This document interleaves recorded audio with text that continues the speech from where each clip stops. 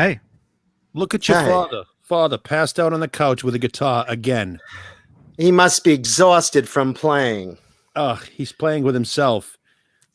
Always. Well, Eddie I won't give him any. Eddie Van Hebrew, we call him. Welcome everybody to Talking Guitars and 80s Metal Live Yang Melstein. with my dear friends Johnny Beane and Neanderthal. Before we get into it, I just want to explain for those that don't know or just found out, my father passed away Wednesday, the day after we aired last. And look, it's been devastating. I'm not going to lie. It's been absolutely devastating between my father's passing. You know, we've talked about him on the show before. And my mother also is going through some medical issues now. So look, when it rains, it pours, you know, but I came on here. There were a lot of people asking if I was going to do the show today. And, I haven't been on social media really. I haven't picked up the phone except a few times. I have been very, very, very, very reclusive and very, that's what happens when I get sad. I kind of withdraw. I get reclusive. But look, at the end of the day, I come on here because I love our audience. And I don't say that lightly. I appreciate our audience. I love our audience. And I just want to take the time to say the overwhelming amount of love and kindness and sympathy that I've been receiving in emails and social media and messages. And, when a Jew dies, they feed you, they feed your family. I mean, I've gotten, and my mother has gotten, so many food gifts over the last week. And it's incredibly appreciated. And I just want you to know that, while I'm devastated, I know that a lot of people come here on Tuesdays that look for some laughter in a period of darkness that we're going through. Be it, the pandemic and political and personal stuff. And we're all going through such hell right now. It's such a bad time in the world right now. And a lot of people have always written us and said, hey, Tuesdays, we come here and it's like the bright spot of our week, the silly, twisted, stupid humor and all the crazy talk and whatever. We really appreciate that. So I'm here. Even though I'm sad, I'm gonna honk my red nose and entertain you tonight with my cohorts here, because I just want you to know how much we appreciate the audience. And like I said, after the show's over, I'll go back to being sad and reclusive. But I'm so appreciative of all of you out there. I really have to emphasize and express that. I cannot say it enough, but I just want to look you in the eye or video screen and just tell you, thank you for all the kindness shown to me and my family during this really rough time. And look, let's have fun. This show is dedicated to my dad. Rest in peace. And Mom, if you're watching, which I know you are, I love you and you're my heart. And, to our audience, let's have some fun tonight. So let's get on with the show. Rock on. I just want to take an opportunity to say how sorry I am for your loss, and that your father is incessantly disappointed in you, and that if this isn't the best show you do, he'll be thankful for your consistency. Well, here's the thing. He's always been very disappointed in me. And right now he's looking down from heaven saying, it's a dumb show. I don't want my name associated with it, you moron. Are you sure he's looking down? Well, I'm hoping, because I know I'm going to be looking up. He's looking up. He's like, look at this, the schmeckle on that kid. He's not my kid. Not my kid at all. Thank you, Music Therapy Laz. But wait a minute, are we fundraising on your? Yeah, well, hold on a second. Let me just be clear. I don't get that $10, so don't send money. Send food. Okay, send food like everyone else. Just Treat stream. Treat stream. Yeah, treat stream at treat John's house. stream or Gold Belly. We love Tonight's the Gold night. Belly. Gold Belly is, just. But thank you for the thought. But Johnny just made $10 off my dad's death. What So the it's fuck? like- Somebody's cashing in. Johnny's like, yeah, this is great. My dad's going, no, he's not getting the money. No, For those people that don't know, it's traditional in the Jewish faith for when somebody passes away, they do something called sitting shiva, which is they don't leave the house for a week. In John's case, it's no bathing involved either, and or shaving. My nuts, Right. my nuts look like coconuts right now. Yeah, and people traditionally, as he was saying, bring food so that you don't have to worry about anything. They bring food, they come over, they take care of things. And I mean, all joking aside, the sad part is John can't be with his mom right now to sit shiva for the week. He's doing it on in his own house on the West Coast. So if you can send him food, send him food. Don't give Johnny money. Fuck Johnny. Yeah, Johnny just made another $5 off my dad's death. Look Johnny's got chickens and heat and an extra computer screen in there. Yeah. Look at Mancuda. Look at the pathetic shell of a man that John Mancuda is. I live in a hovel. A hovel. Don't send money to the show true. today. Normally, I'm happy when you send money to the show. It goes to Johnny's expenses, and we're happy to get. Today, please don't send money to the show because I'm not getting it. It's not going to John. It's not going to me. So Ugh, look at you, John. Because right now, Johnny Beane just made $15 on my dad's death. My dad's rolling in the grave he's not in yet. And it just please. Yeah. I was like, ugh, I gave you a perfect opportunity to start your own business this evening and you're fucking it up. Yeah. And Nice job, dummy. yeah, this is terrible. I You mean, schmuck. and make no mistake, another reason I showed up today is because if I didn't, the show quality would be set to such a high bar that people would say, wow, the show got good. And then I'd come back and you'd know that it was my bullshit that fucks the show. You'd be like, oh, wait, Mancuda's the reason the ratings are down. So I can't let that happen. I have to keep the bar consistently low on this show, because And if to not, my son, to my ungrateful bastard of a son, I leave the lint nothing. in my pockets. nothing. Yeah. Nothing, not a goddamn thing. Yeah. To Johnny Beane, my estate. My super chat. Neanderthal, who always made me laugh, my fortune, which is my parrot. Neanderthal who makes me laugh with his payas. He's more of a goyim than I thought he was, but Thank you, Susan. yeah.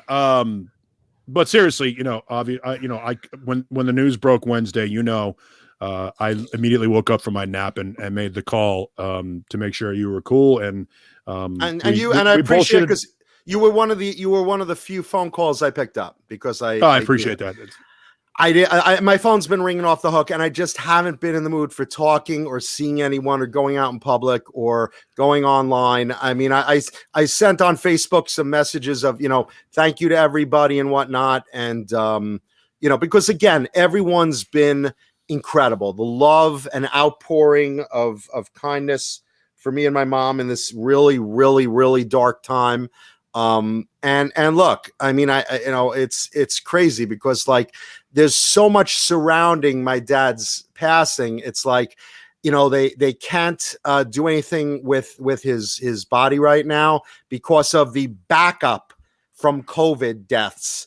It's sickening that, nothing could be done with that. And then this one, I just want to get out because this one really, really gets my blood boiling. Some scumbag stole his cell phone, literally off a dead man. Some scumbag stole his cell phone. Wow. I have no words for that, but my God, if I could find that person, I can't even say on the air what I would do to them, but it just the level of low life that someone can go to just sickens me. But on the flip side, everyone I know, be they friends, family, fans, has been just tremendous to me and my mom. And now, look, the reality is my focus right now is the health of my mom. My mom, I won't go into it on the air for privacy reasons, but and I know she's watching this. And the fact is, she's going through a very hard time health-wise right now, aside from just losing my dad. And I mean, at the end of the day, I mean, she really needs some cock. I mean, that would really help her through. And well, just know this, John, your mom is also disappointed in you. So you've been consistent with both of your parents. That's the family legacy that at least carries on. My father's, last words were probably something like, tell my wife to keep the disappointment in my son alive. That's what I'm thinking. Keep him down. Like. Keep him down. Never let the boy feel like he's ever been worth a thing in this earth. Yeah, if I'm not kept down, I mean, God forbid I achieve some level of success or accomplishment. Nobody can let me do that. So definitely I count on my mother for that. And we embrace each other because she's like, well, without you, I'd be very happy. So I guess I count on you for disappointment. It makes sense. It makes a lot of sense, so I just really appreciate that. And obviously what we're doing here is gallows humor and something to sort of, deflect the obvious pain and misery that John has been going through. I can't imagine what it's like to lose. I lost both my parents a long time ago, and neither one of them loved me. So I can't imagine what it's like to actually have a family that you care about. And your mom, obviously, I mean, shit, I don't know that I could be 3,000 miles west of my mom. And there's that feeling of helplessness has got to be miserable. And I'm not trying to dig the sword in and turn it a little bit. No, but if you cry a little bit, the Academy might recognize you for once in your miserable career. I have been doing nothing but eating and crying and huffing down a lot of sleeping pills over the last week. So I mean, it's the worst. It's the worst for those that, like I said, of course, this is how I deal with it because I come here to make you guys out there laugh. But look, there's nothing that makes it any better. There's nothing that could, that could make it any better. So, what do you do? We're gonna joke about it. We're gonna laugh about it. And like I said, my mom hit me with, another jug of filter fish won't open, which is code for I hope someone can, open the gefilte fish. Well, all she wants to know is that she can give some Alfredo sauce. Put some gefilte fish with Alfredo sauce over the nice. It's very nice. Everything tastes good with that delicious, creamy Alfredo. Janice Lala points out I forgot my scarf. No, I'm actually wearing a black and pink scarf today because I'm in mourning.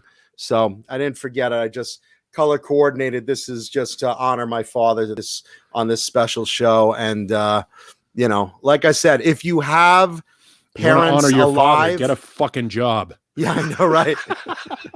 I would be very happy to see you working and doing something besides this for sugar and shit. Again, this is the most brutal show we've ever had. Hey, I've got to make it good and funny today, or it's not. It's dedicated to him, so I've got to pour it on. All the other angels upstairs. My sugar on me. Sorry. All the family members that we've lost. My dog up there. I mean, everybody up in heaven right now is like with the angel wings and the halo. Hey, Mel, come on. Let's walk around heaven. Hold on, I'm not done looking at this stupid shit. What do you mean walk? Did you know I don't have a fucking foot? What kind of funny shit is that? He's associated my name with this stupid episode now. Now I gotta see this. Now I gotta see what bullshit he's doing down on Earth. Oh, come on. Oh, Mel, leave the boy alone. Haven't you done enough? Yeah, let him rest in your peace. Mom needs a piece right now. I've got to get my mom laid just to get over this. I've just got to get her some big black cock or something. Mm-hmm. I know. Yeah. Well, this prick is in the Crosby, news too. Let's get him on the phone. I never liked your father, John. Just saying, your father wasn't much of a father in my eyes. I would have given it to your mother. Good. I wouldn't even give it to your mother. And I would have raised a better boy than you, for sure. We live in a horrible world where Mel Mancuda has passed, but David Crosby still breathes.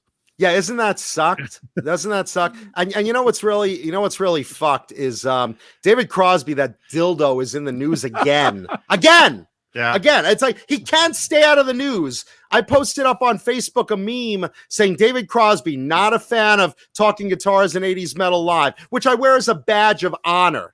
But you know what? He's in the news again. He's the Corey Feldman of the elderly. Yeah, look at this. Nothing on but these idiots on again. Stupid.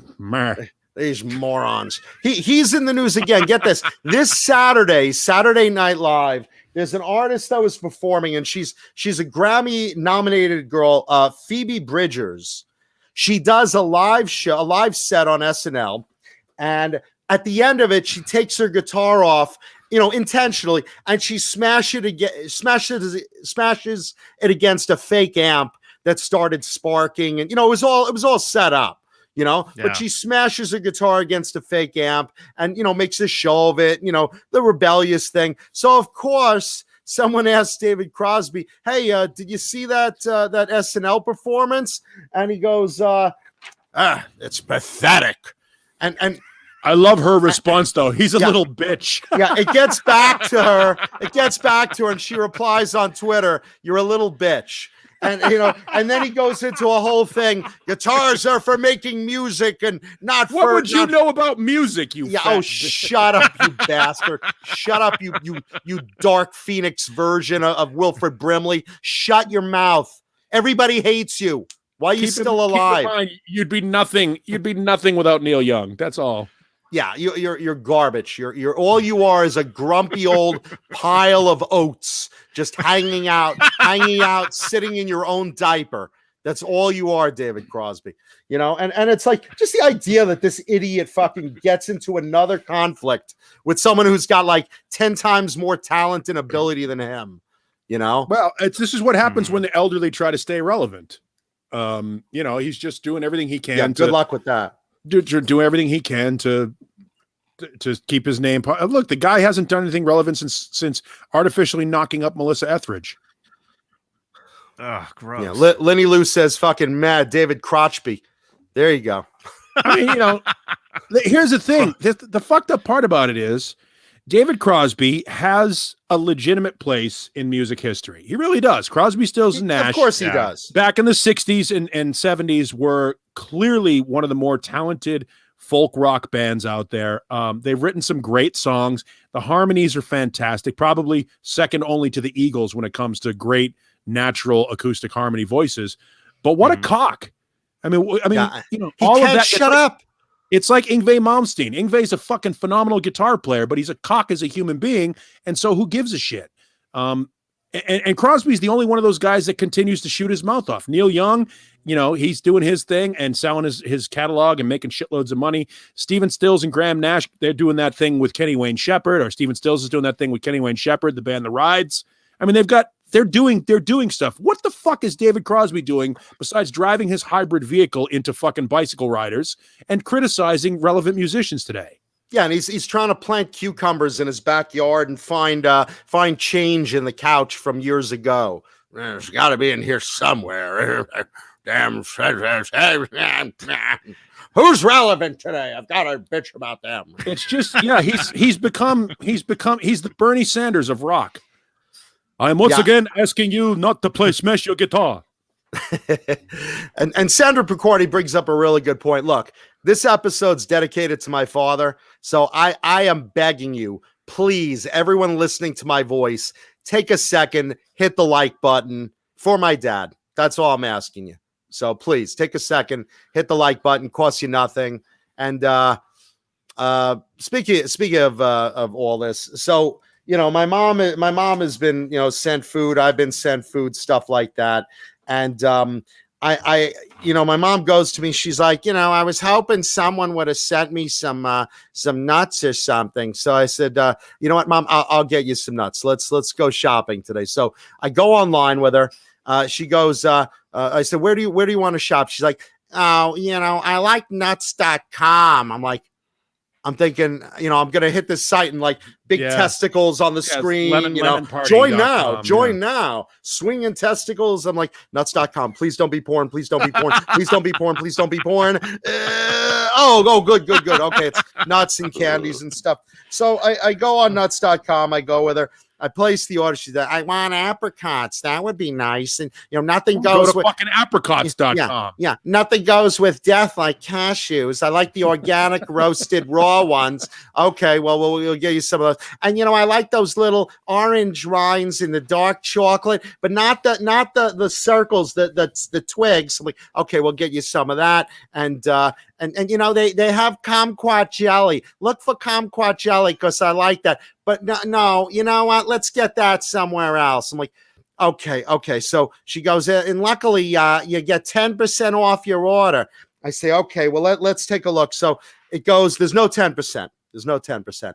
I go, why don't you take that $10 Johnny Beane just fucking scored on the death of your dad and have I him expect a gift certificate sent to my mom. Yeah, PayPal it to your mom. I expect Johnny to send $15 to my mom right now. So I go, I'm like, Mom, there's no 10%. Well, there's gotta be, you gotta do it again. Fill it out again. I'm like, I don't want it. Well, there's definitely 10% off. Mom, I don't see it. I swear to you, I don't see 10% off. Well, maybe you filled it out wrong. Put on I know, you gotta join the mailing list. Go back. So I'm like, okay, I'll join the mailing list. I hit join the mailing list. I immediately bing, bing, bing, 3 emails already. Welcome to nuts.com, nutty.com. Hey, enjoy our nuts. I'm like, oh God, I'm going to be spam, but whatever. I'll save 10%. Mom will be quiet. I go to the checkout. Still no 10%. I'm like, Mom, forget it. There's no 10% off. Well, you got to call them.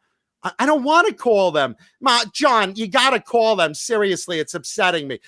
Okay, I don't want to upset you. I'll call them. I'll call you back. So I call nuts.com, and it's one of these sites that has you on hold with these nut theme songs. So it's like, you'll love our nuts, enjoy our nuts, welcome to nuttynut.com. And I'm sitting there like, oh God, how long can I stand on this? And then it breaks in with jokes. What do you call an astronaut that is a peanut?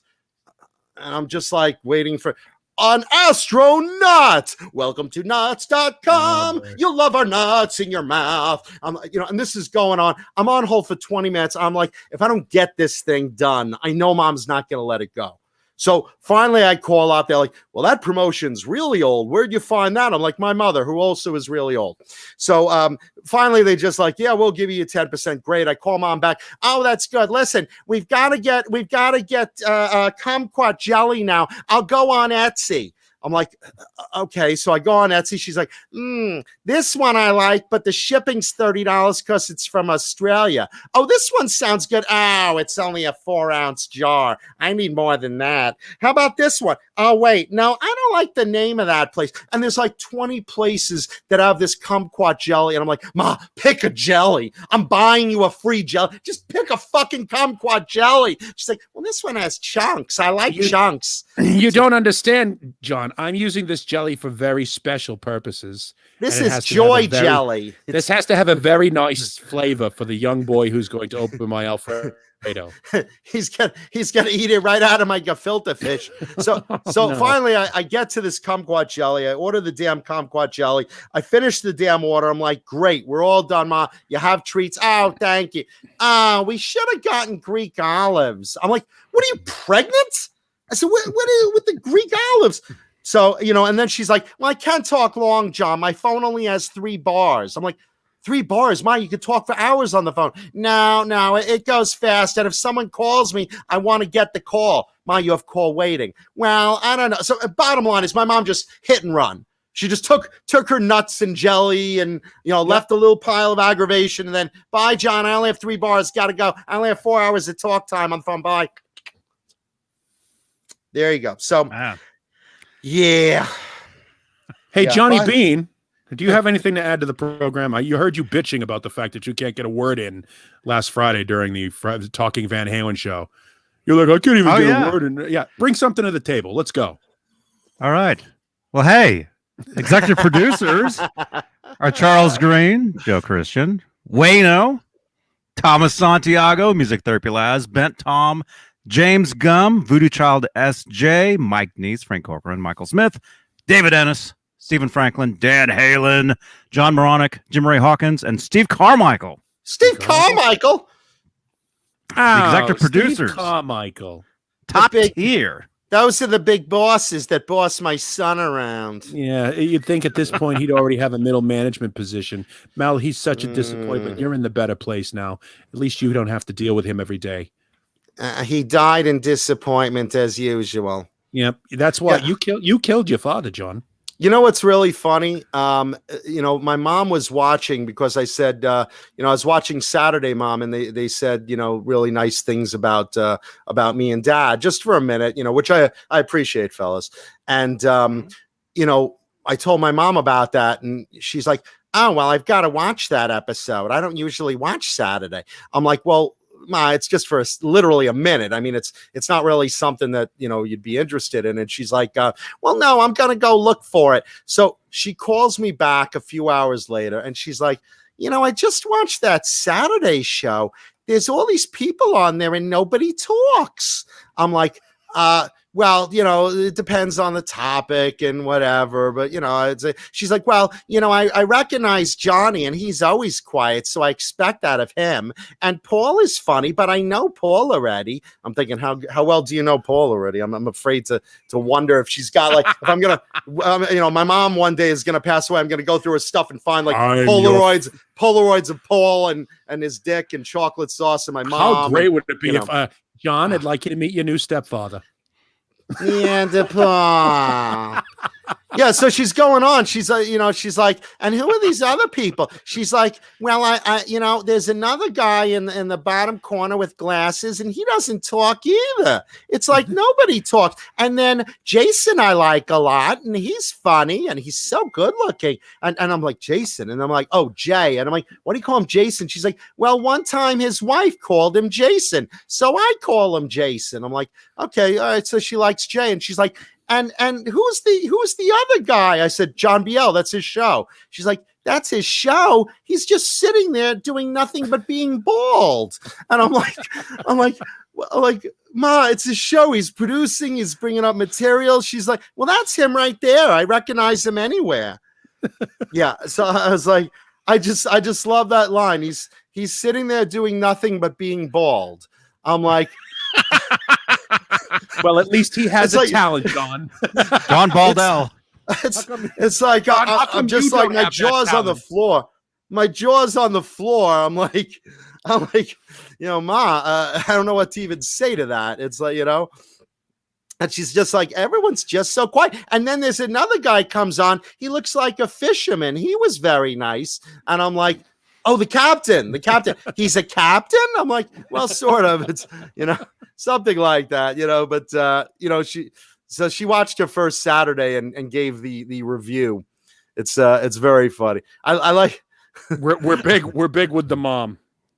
Yeah, I love it. Oh, and then she was disappointed about the popcorn tin. She's like, I'm so disappointed. I love seeing you on a thing of popcorn, but now they're doing it only as a sticker. Why is that? I don't know why they don't make the tin and print you on it. It's how much could it be? I mean, it would be very nice. You're always talking about them. And by the way, if anyone wants to get my mom or I some Colonel's popcorn, what a great gift for mourning my dad. Colonel's Gourmet Popping Corn, delicious Colonel's popcorn. They have cheese popcorn that my mom would like, Chicago mix that I would like because my mom doesn't like caramel, and chocolate covered cashews that both my mom and I would love. So Colonel's Gourmet Popping Corn, send some to your favorite mourners right now. Mention Jay Hannon or Johnny Beane when ordering and get a discount.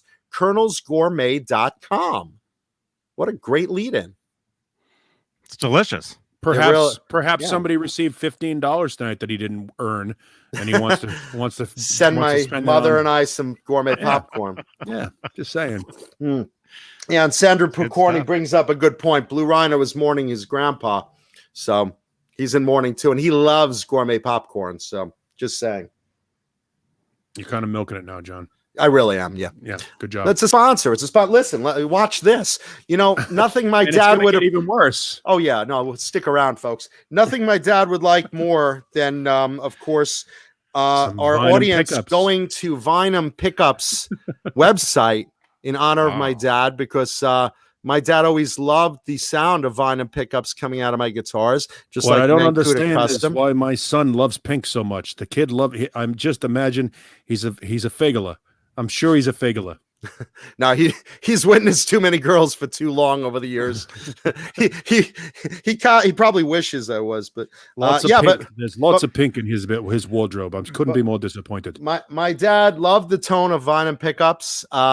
Especially in these cases of shut that damn thing off, turn it down. I'm trying to watch TV. That would definitely be a vinyl pickup, probably cranking some good tones. So check out vinyl pickups, and of course. My dad also loved Tessie Switch. I wish I had one on my son so I could just shut him up. Every time I hit the button, it would just shut off his stupidity.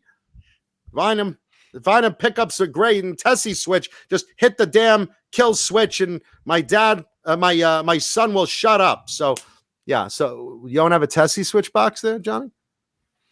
Hey, I'm giving a plug here, man. Work with me. There it is. Tessie Switch, my dad's favorite. And of course, nothing pleased my dad more with his heart condition than delicious Bang energy drink. Bang energy drink, the official drink of me mourning my dad. Delicious Bang energy drink. And of course, nothing pleased my dad more than seeing in my hand Swiss picks. Swiss picks. Get a great grip on your guitar with Swiss picks. These are the picks I favor and love. We all have them. Swiss picks are great. The little holes in there for extra grip. Or your penis? Yeah. Well, for extra grip on my penis. Yeah. So let's see. Dynamite drop in, Johnny. There you go. The Jason Becker. That's the Jason Becker dish of Swiss picks. My dad, a big Jason Becker fan. By the way, Kiesel actually has a new Jason Becker model guitar. Yeah, we don't want to talk about that. We love Jason. We love Jason. We love Jason. Yeah, we love Jason. It's a mixed bag. We're gonna support Jason in everything he does. We're just not a Kiesel fan. Just saying. There are other guitars like F.U. Tone's special guitar. That's a nice guitar. I know that. We should plug the Jason Becker guitar. We just shouldn't say who makes it. All right. Well, look, there's a Jason Becker guitar out there. Jason, a good friend of the show, and okay. If it's for Jason, we'll plug it. So yeah. So Kiesel makes one really, really great guitar. It's a Jason Becker edition. So check that out online. Hopefully, it arrives in the right color. And they don't break the pickups. Yeah, and by the way, Johnny, go back to that tribute photo to my dad, because I want to point out something to the audience. Yeah, I know what guitar that is, and I'm pissed off that you're using that guitar to fuck with your old man. That's the Eddie Van Halen hand-drawn lines graphic guitar that a friend lent to Eddie, and Eddie drew all over and signed it, and now resides with me. What I used to do with my dad, rest in peace, whenever Dad took a nap around the house, which was usually on the couch, I always snuck a guitar on his lap. He wouldn't wake up, and I'd take photographs of him. And he was a good sport about it, because afterwards I'd say, "Hey, Dad, did you have a nice set today?" What are you talking about? Your mother's boobs? No. Did you have a nice practice today?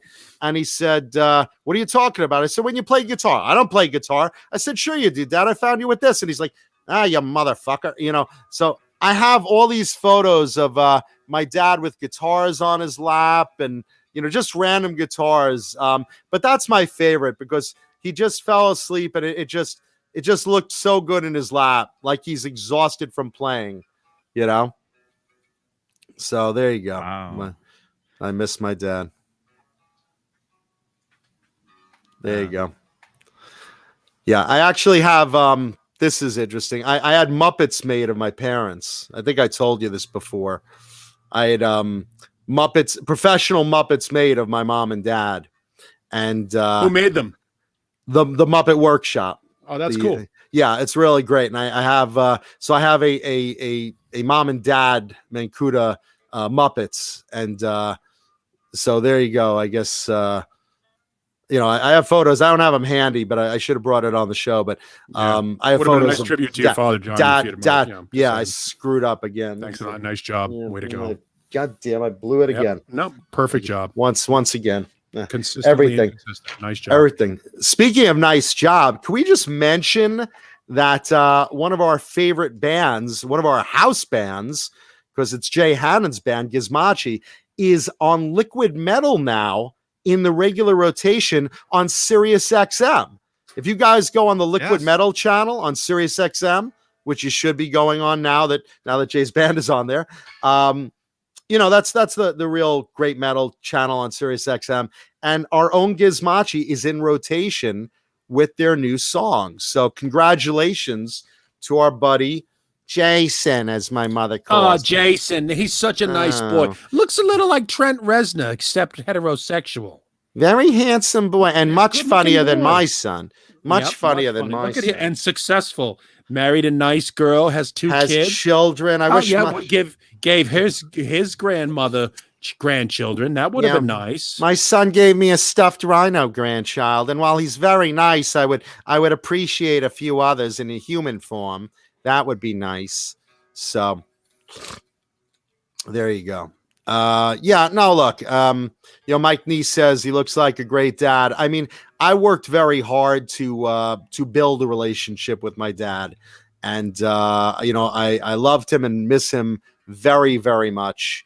I mean, I'm just shattered, but like I said, we deal with things with humor sometimes.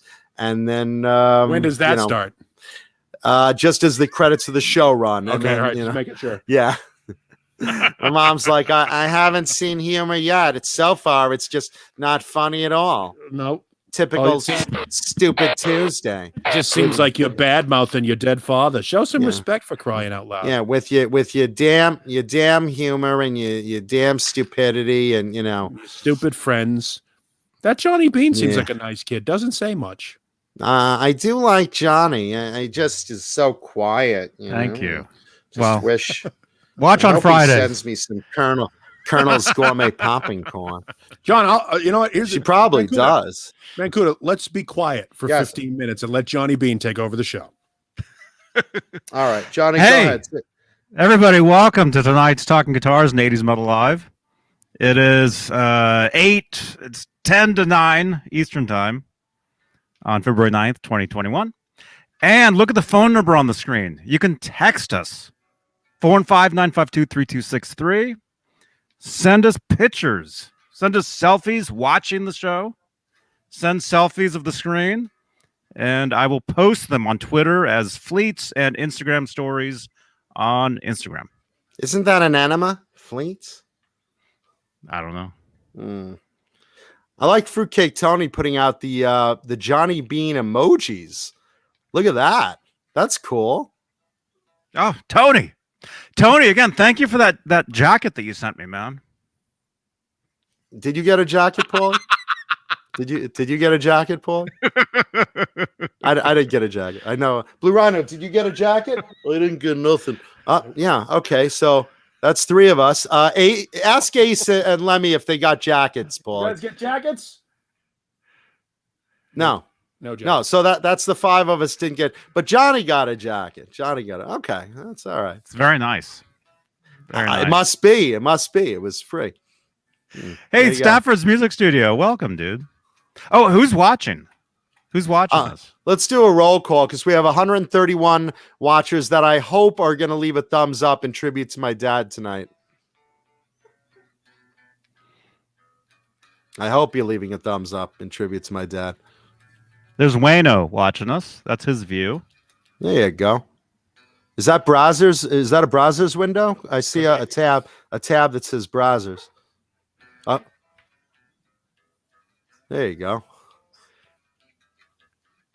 Let's see, Johnny, do a roll call. Let's say hi to everyone. We have 132 in the chat, which I really appreciate tonight. Everybody in the chat, tell us where you're from right now. That's how you get the chat rolling. Rolling. I'll start. I'm in Santa Cruz. All right, we got Wayno. We got Jim Nicholas. Hey now, Renus Pinkle, Thrash Metal and Fun Riffs. Six Chicks 71, R2R3 Locking Nut, Andrew Savers, is it? Charles Green, Vistolite 1970. Oh man, Vistolite 1972. Jeff T. Thank you so much. Hold on a second, Jeff T. Steve Carmichael. Right, hold on. I gotta stop, Jeff T. I'm gonna remind the audience again. While I appreciate the thought, Johnny is gonna keep that $5. That's not going to my mom. If you want to send food or something, send it to Johnny. Will provide the address in the chat, and I'll appreciate that. But tonight, no money for my mom will be going. No money you donate here will be going to my mom. So please, not tonight. I appreciate that. Send food. Thank you. I have to emphasize that Johnny's raking in money over my father's death. What the fuck? Treat Stream. Gold belly. Gold belly's great. Send gold belly to me or my mom. Do you have like somewhere close to you where we could do some sort of live delivery to you tonight? I do. Like, can you run down the street to like somewhere, or is there a place that's open where somebody could order something and you could pick it up? Yeah. I mean, well, I don't want to leave the show, but do it on your phone. Paul took us outside the other night. My prehistoric phone, that phone. Your 2003. Your iPad. Your iPad will do it. Okay. We went live on your iPad all the way down the street that one day. Yeah, we went live on my iPad Saturday night when I had to go outside with my gun. You think I'm kidding? Something went off, like a gunshot went off at like 1:09 a.m. here, and we're all like, it got so to the point where I couldn't pay attention to the show, so I said, "Fuck it," put everything on my iPad, went outside, grabbed the Glock. We all went, and I walked as far as I could go before my Wi-Fi cut out. Mm-hmm. Then I popped a cap and some gangbangers. Oh my gosh. Start talking shit, wouldn't you know? Yeah. Lenny Lou and Mary, Kurt 5150, channel member, Alice Martinez, Renus Penkel, PP Burns, he says. PP. It's PP. My PP. Senora, my PP. My pinga. My PP. You would like my penis? Getting text messages. A lot of people in here. There you go. 136. And all of them leaving thumbs up for my dad in honor of him. Brian Long. That's a porn name. He's a long-time viewer. He's been watching us for years and years. Nice. And he has a big pee-pee. Thrash Metal thought it was funny. I didn't have my gun out, Thrash. That's not what you do with a gun. I just had it on me in case some shit went wrong. That's what you do when you. We saw it though. You showed it to us. Yeah, in the house. Yeah, we're all gun. I think we're all gun owners here. Some of us. I've got this. This is all right. Paulie and I are gun owners, but no, that's one of the mistakes. This is what happened here in Phoenix a couple of nights ago. Somebody robbed I think it was like an Ace Hardware store. Guy robs an Ace Hardware store. He runs out of the Ace Hardware store, and he's trying to escape. "Quote unquote" good Samaritan with a gun pulls it out and shoots the guy.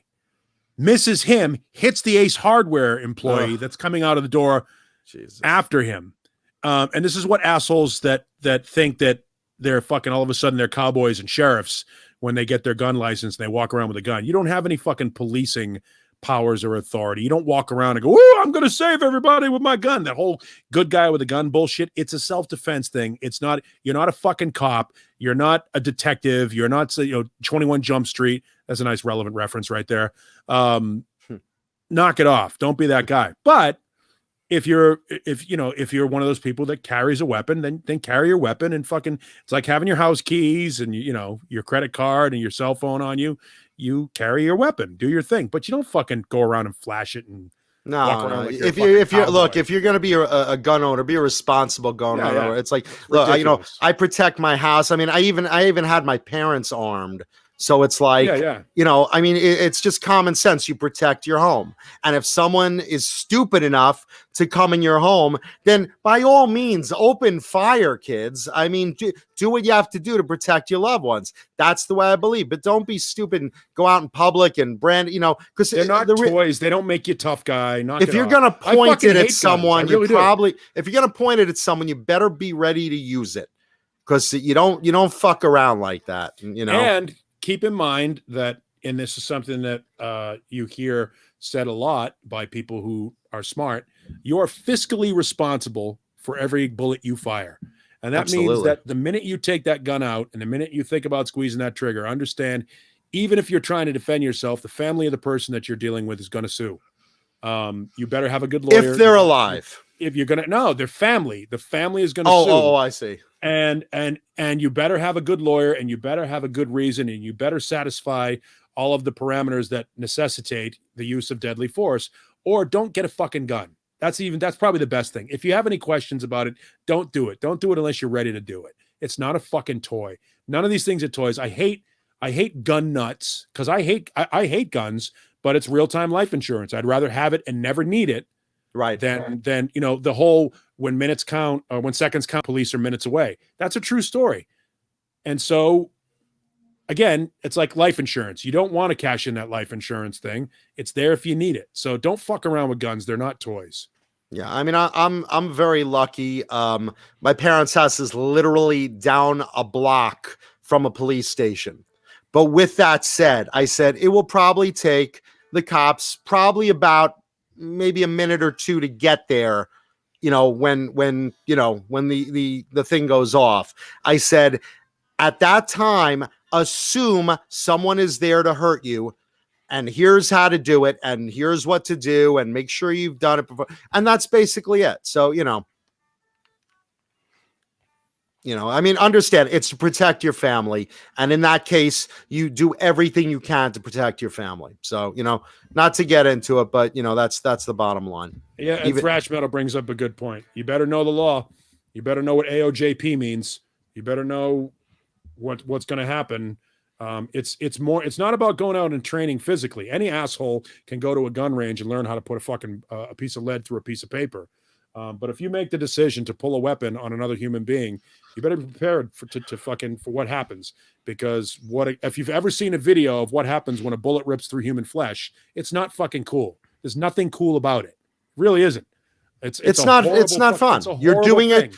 You're doing it to protect your family or the person invading your home. And that's it. And that's not even a choice. It's not a choice. Not a choice. It's a even Mama Kuda knows shoot to kill.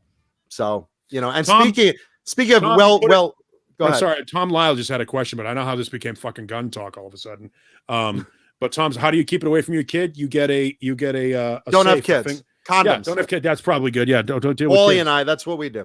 Yeah, you get a biometric safe. You get something that you keep the gun in a safe. A lockbox. Something that only a lockbox, but only thing that your hand, your fingerprints can open the safe. So that because kids find keys, kids learn combinations and shit like that. Yeah, be really responsible if you have kids. Yeah, you got to secure really your responsible. Shit. This is the only gunslinging you should be doing irresponsibly. Yeah, I mean, I'm shooting blanks all the time, but anyway, Linny Lou and Mary just had a top mounted gun onto her walker.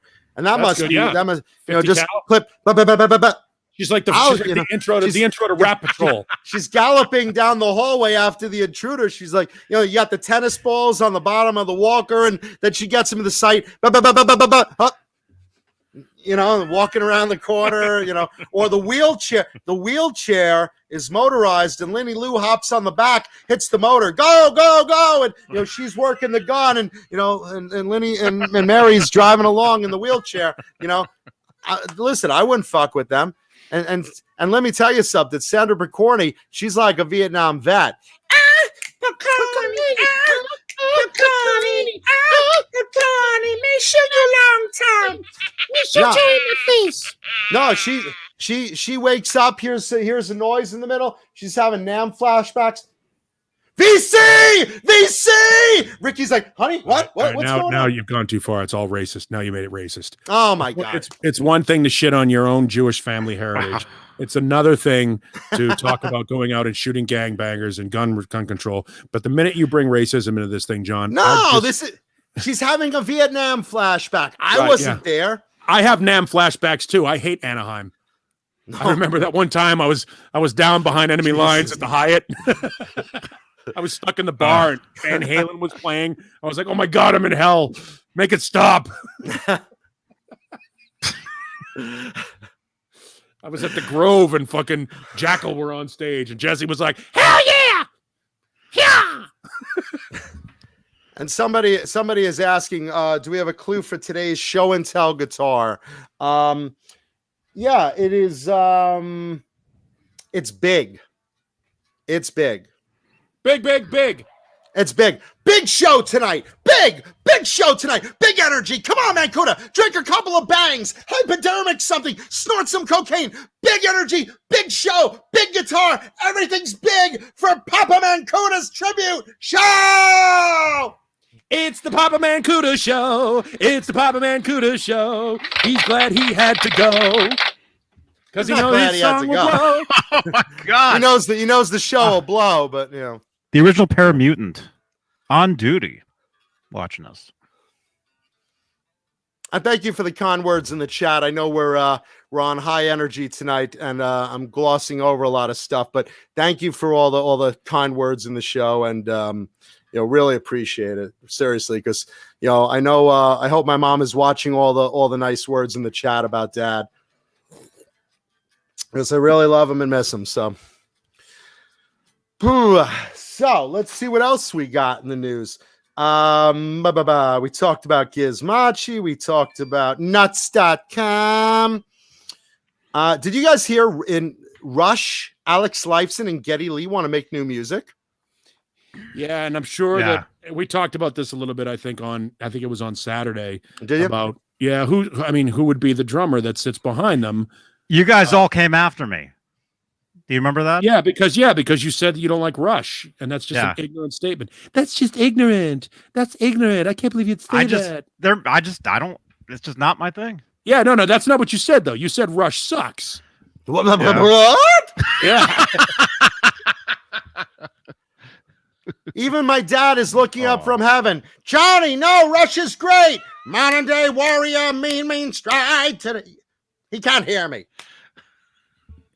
Hey, Jay. Jay Haddon of the great band Gizmochi in the chat. That Gary Lee Weintraub. Now, he's somebody that made his father very, very, very, very happy. Gary Lee Weinrib, a member of the tribe. We love members of the tribe. Michael B.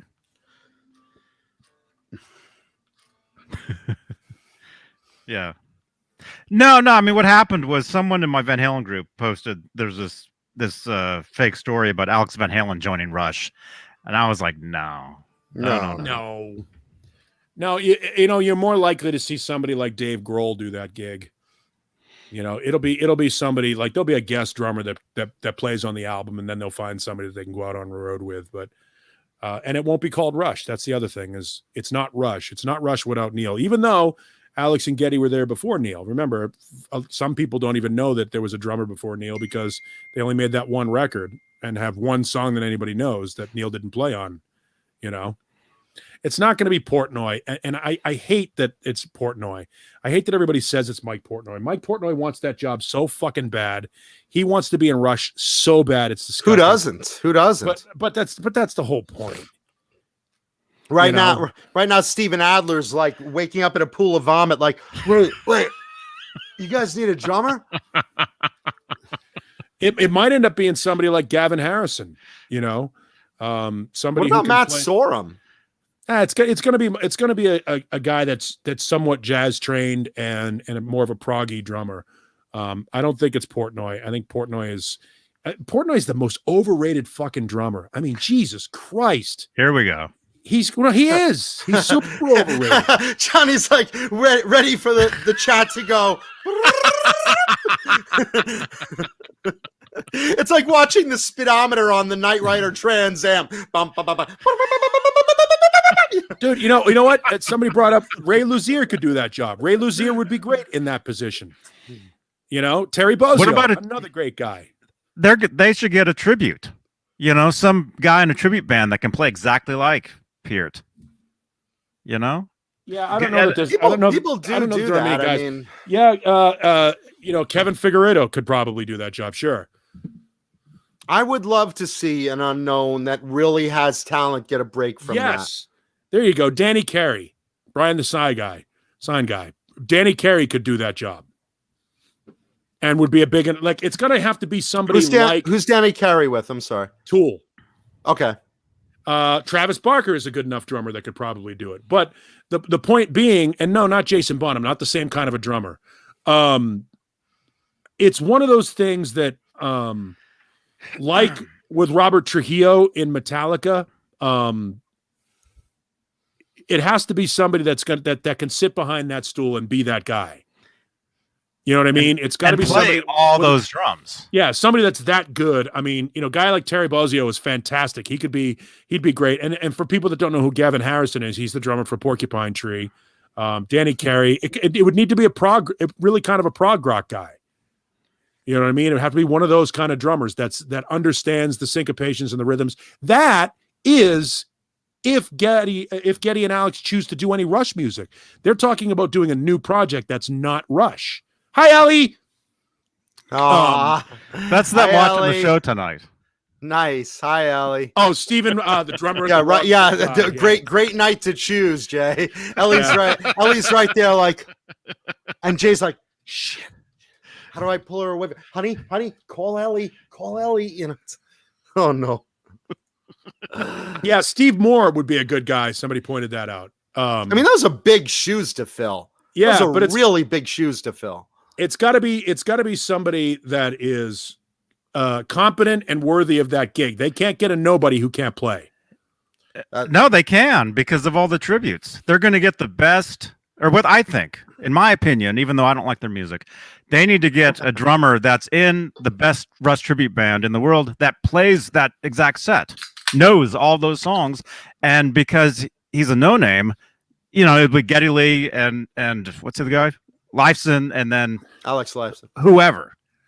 But here's the thing: they may not even do any Rush music. I mean, keep in mind, Alex had that Victor project that he put out, and Geddy had that solo record that he put out. So they've got some solo material that they could lean on and then write new material. It could be a situation where they don't play any old music from Rush. You know, if they don't want to be astonished. No, because they don't want. That's what one of the things that they're saying is they want to let that go, and to let that go, unless it's a tribute tour for Neil or something like that. If they're doing a new project and new music, I would think that they would stay away from Rush music. But who knows? I would hope that they would want to do it for the fans because the fans are so good to them.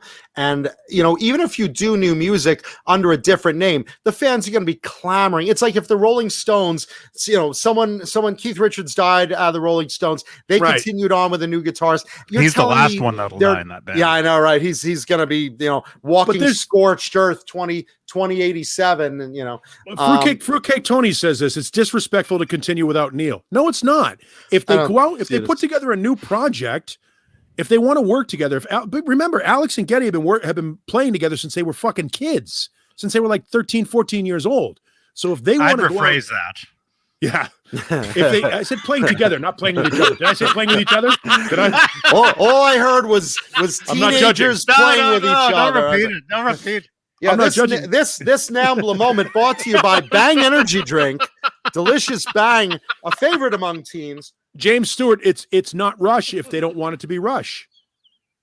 If it's Geddy and Alex and they call it something new, you know, maybe they get Steve Smith, you know, for the old Journey drummer, and it becomes GAS. They call it Gas.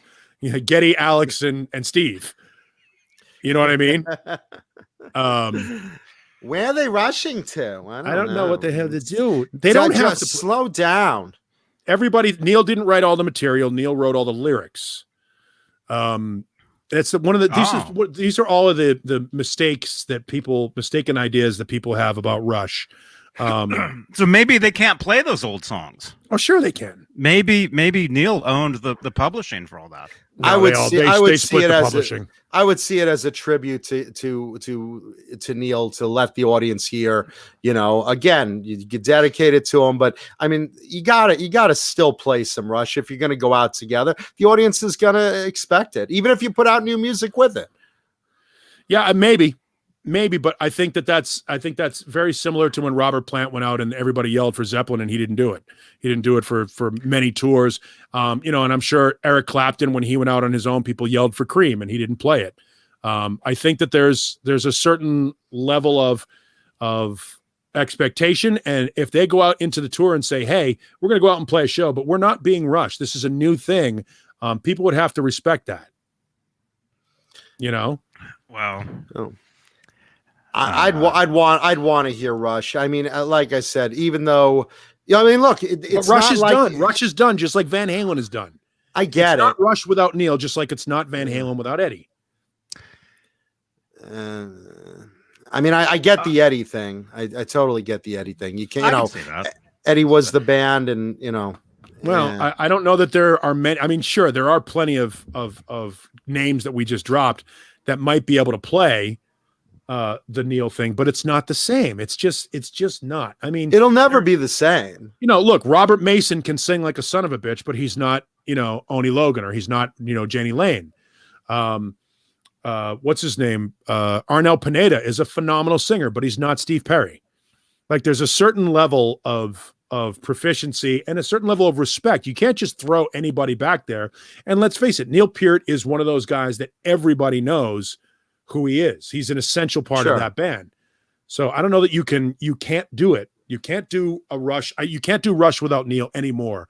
Obviously nobody remembers John Rutsey because he was gone. Rush became a completely different band when Neil entered the picture. And for any band to try to replicate that, it just doesn't work. Think about what's going on with a band that is nowhere near as musically proficient as Rush. Kiss. You got two other guys up there who are arguably, not even arguably, Eric Singer is by far a better drummer than Peter Criss. Mm-hmm, sure. And I would say that Tommy Thayer, from a technical aspect, is by far a better guitar player than Ace Frehley. Agreed as well. So you put them up there in the makeup, it's still not the same. It's not the same. Well, they shouldn't be wearing the makeup. That's a whole nother debate. But, again, Metallica went on with, replacing Cliff Burton, not, and Cliff was playing leads on bass. I mean, think about that, but it's like, and this is 3 albums in, by the way, Right. I mean, I get it. Look, I mean, he was, arguably one of the greatest drummers that ever lived. Really not replaceable in itself. But with that said, I would love to see, I would really love to see that those shoes filled as best they can and play some Rush even with new music. I mean, that's just my wish list. It's an interesting point. Somebody, I think it was, hold on, I'm going to scroll back on there. Bull Bullware asked, was it the same when Wolfgang replaced Michael and Van Halen? Yeah, it wasn't the same. I mean, I understood it. I accepted it because it was Eddie Van Halen and Alex Van Halen's choice. And what other choice did we get? But replacing Michael Anthony and Van Halen, it wasn't the same. It just wasn't the same. It was cool, but it wasn't the same. Yeah. Speaking of, I mentioned Cliff Burton. That's in the news this week, so I'm just going to dive on that real quick. February 10th, tomorrow night at 7 p.m. Pacific time. So let's see, 8, 9, 10 Eastern Standard Time on Twitch will be a live stream broadcast of Cliff Burton Day, because this would have been Cliff Burton's 59th birthday. And they're doing a tribute to him for his birthday tomorrow. A lot of guests playing, a lot of tributes from people that were in old bands with him before Metallica or right at the beginning, or people associated with really early Metallica. So that should be real interesting. So if you're a fan of early Metallica, a fan of Cliff Burton, which I very much am, saw him live, amazing bass player, rest in peace, like with my dad. 59th birthday celebration tomorrow. Live stream 7 p.m. Pacific on Twitch. Check that out. That sounds interesting. Yeah, it might be. Again, there's another guy that as much as here we are, 35 years after he died, we're still talking about him. 30, Yeah. 30, I think. 30. Well, Well, what's- 86. 86, 590, 20. Oh, you're actually right. 35. Yeah. Yeah, math. It's a motherfucker. Yeah, my bad. It's, I'm a Jew. I should know this. You would think, yeah. If I had said $35, you would have been like, oh, yeah. Then I'd be I can probably get it for $31.50. If there's 10% off of nuts.com and you're saving some money on colonelsgourmet.com because you mentioned Johnny Beane or Jay Hannon, how much percent are you saving on the popcorn over the nuts? But this is a great example, though, of why Rush will never be able to do anything without Neil. 35 years later, Metallica has had more success with Jason Newsted and Robert Trujillo than they ever had with Cliff Burton. They grew progressively. I understand that, but my point is those two guys have been in the band longer than Cliff and have created more music than Cliff and have contributed more to the Metallica legacy than Cliff. But Cliff is irreplaceable. And that's the point I'm trying. And that's Metallica. And he's a legend to Right. Metallica fans. He's like, Absolutely. and hey, John, Yes. So it's Absolutely. That's the John, point I'm trying to make. And no matter what they do, if Geddy and Alex tried to go out on the road or try to do anything and do anything Rush related with somebody else behind the drum stool, it would fail. Well, you fill them as best you can. You can't, look, you can't replace the legend, but you can't do it obviously with Van Halen. Can you do it with Neil Peart? No, you can't. Not really, but can you maybe keep the band going? Maybe, Well, look at Motley Crue. All right. Motley Crue had to replace Tommy Lee twice. Right? Vince. They had to replace Vince. But I'm going with drummers now, just because. Well, I'm saying who can eat as much as Vince? Nobody can eat in as the much as band. Vince, except maybe. Come on, Johnny. Fuck, that was your cue. this one. No. Hey! Oh, it's John Bull. John Bulimia. I really hope they make those popcorn tins. I like seeing my son on something. I could also double it as a garbage can, and then when I vomit after watching the show, it goes right in the empty tin. But you had Tommy Lee was replaced by Randy Castillo, a fine drummer in his own right, not Tommy Lee. Didn't work. Samantha Maloney, I think that's what her name was, the girl that was the drummer And female drummer. Yeah, she was the drummer for a while with Motley Crue. That didn't work either. You know what I mean? And that's Motley Crue. This is not, Rush, you know what I mean? And Motley Crue. Totally different. So, but the point being is you can't replace a guy that is so much a cornerstone of what your band is and have it and expect it to work. It just doesn't.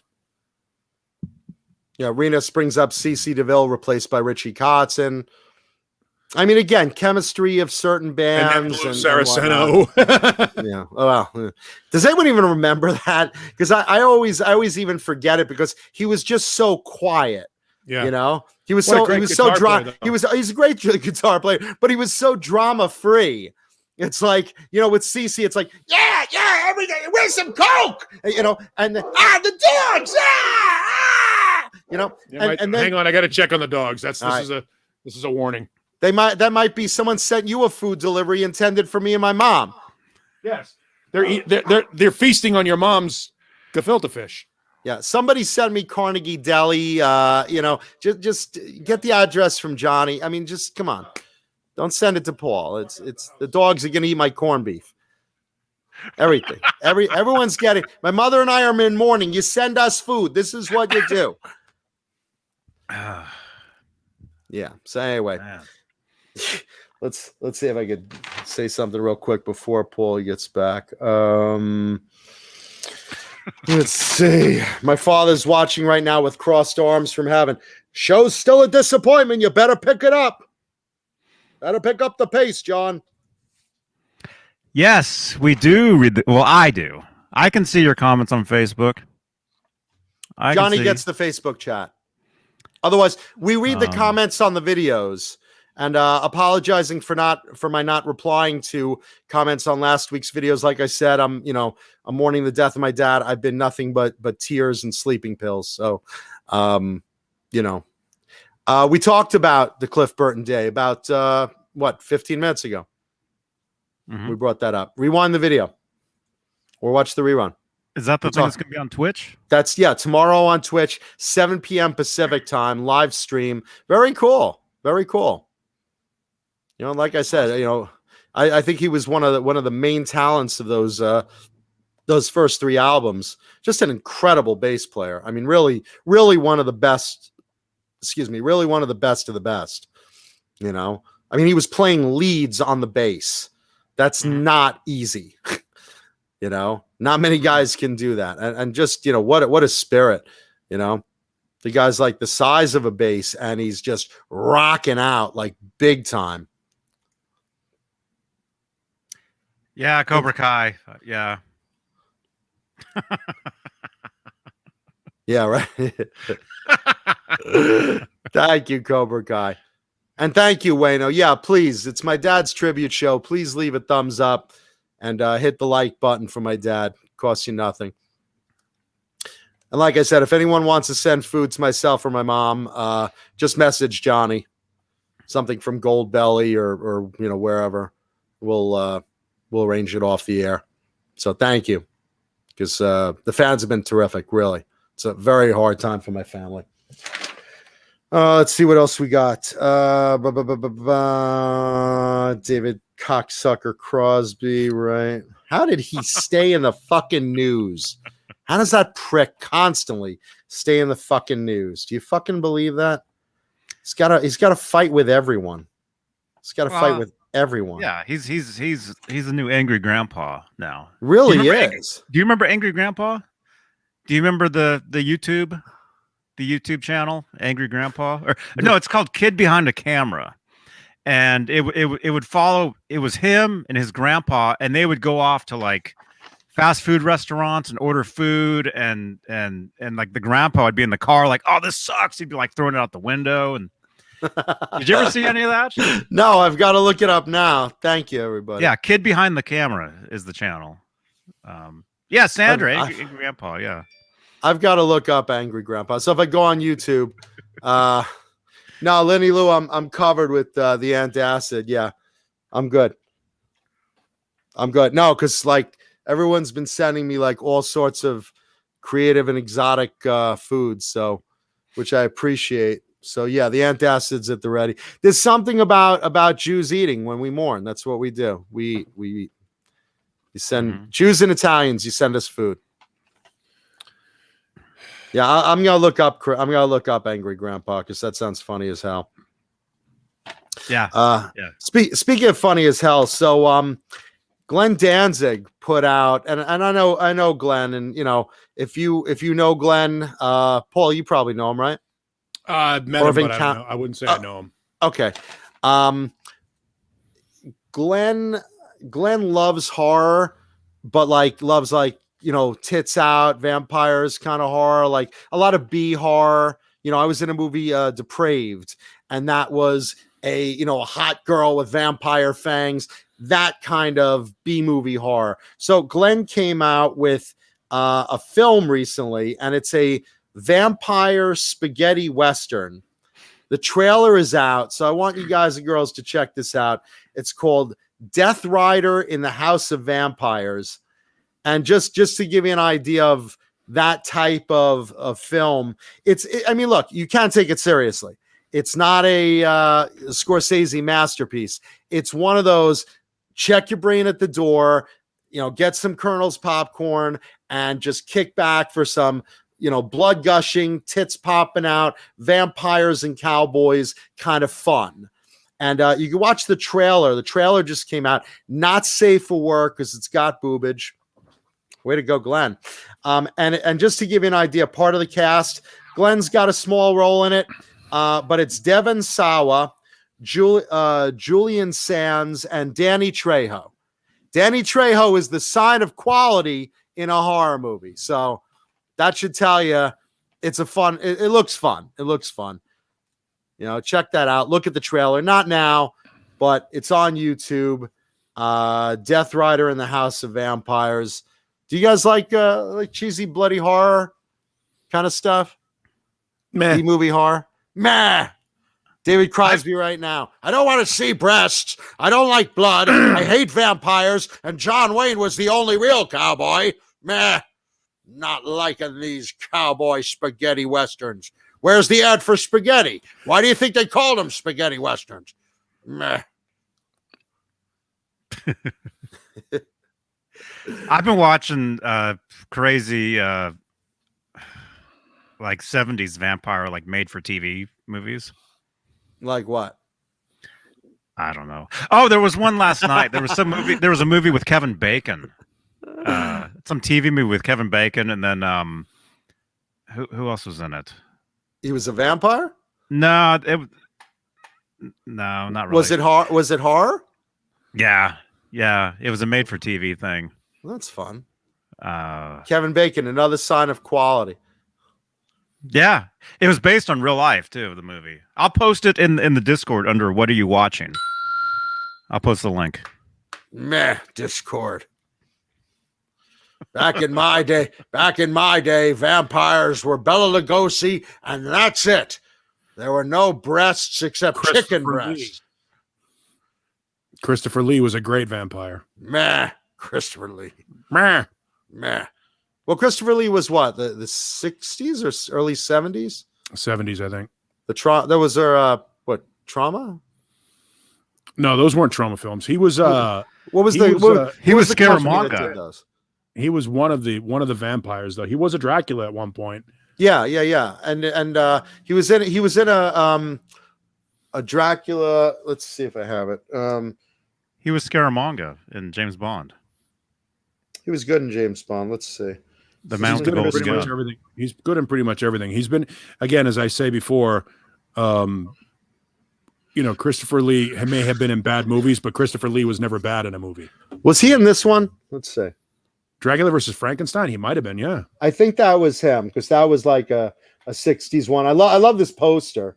Love tramps. Lusting does it say his for name on there? monsters. No, it doesn't. But It looks this like is a him, B though, style. This is a B style. I think this was Christopher Lee, if I'm not mistaken. This was a B style. I just love the image of the. Let's see if I could get it better. Sorry. It's like love tramps looking for. Let's see. Love tramps seduced by creatures from the grave. Yesterday they were cold and dead. Today they're hot and bothered. That's the B style poster for Dracula versus Frankenstein. That version of it. So I think that's him. But yeah, I mean, listen, pleasing David Crosby in any movie. Like I said, the only cowboy he probably likes is John Wayne. The only vampire he likes is probably Bela Lugosi. It's like, vampires don't sparkle. Mess sparkles.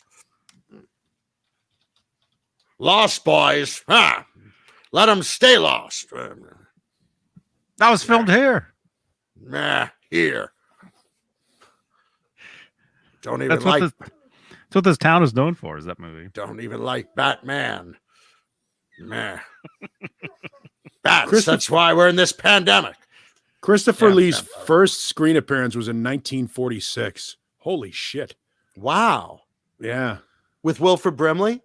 maybe. But he was in the original Moulin Rouge in fucking 1952.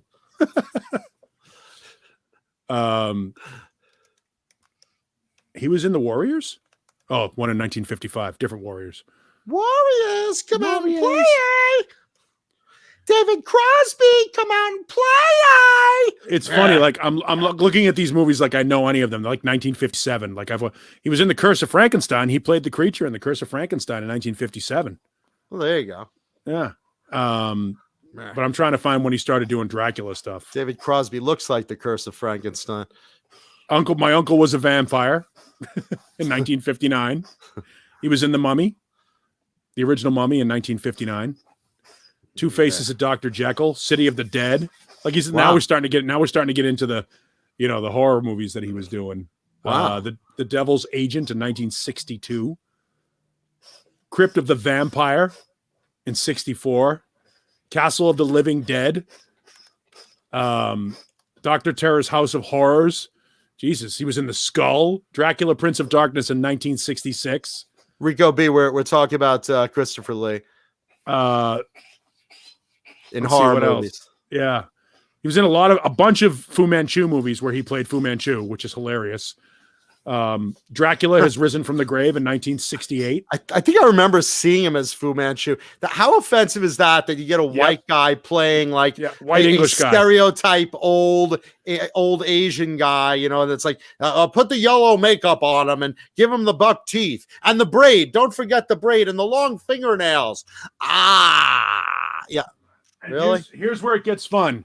Count Dracula in 1970. Taste the Blood of Dracula in 1970. Those are the ones I'm talking. One More Time in 1970. Scars of Dracula in 1970. So fucking 4 Dracula movies. What house was that? What house was that produced those? Then Dracula AD 1972. Who was the production company on the those? Satanic Rites of Dracula in 73. Holy shit. Scars of Dracula was produced by they should all be the same movie house. I'm looking.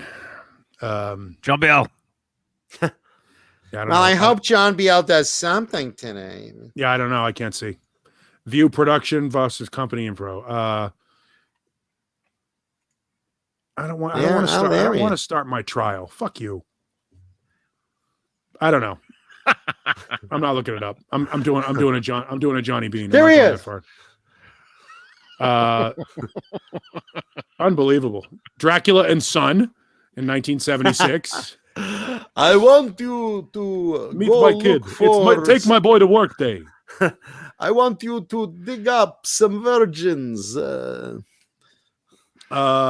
yeah, he was out of the Dracula game by the 1980s. Wonder why? Yeah, just because Lost Boys came out. Why would he? By the way, just keep in mind he was out of the Dracula game 35 years into his career. He was out of the Dracula game. He just said, all right, I've done that enough. I don't want to be typecast. But he wouldn't have to wear the makeup eventually. Yeah, at some point he will be the undead. Murphy says, I love that he got pissed off on Lord of the Rings because he didn't like how he was being directed to act when he got stabbed, because he knew that people didn't scream when stabbed in the back. Huh. Well, yeah. Well, yeah, your lungs are punctured. You like gurgle maybe, but yeah. And he's pretty good as Count Dooku. I just got that. Being on YouTube, it happens all the time. Yeah, Johnny, have you ever been stabbed in the back by anyone? That's great.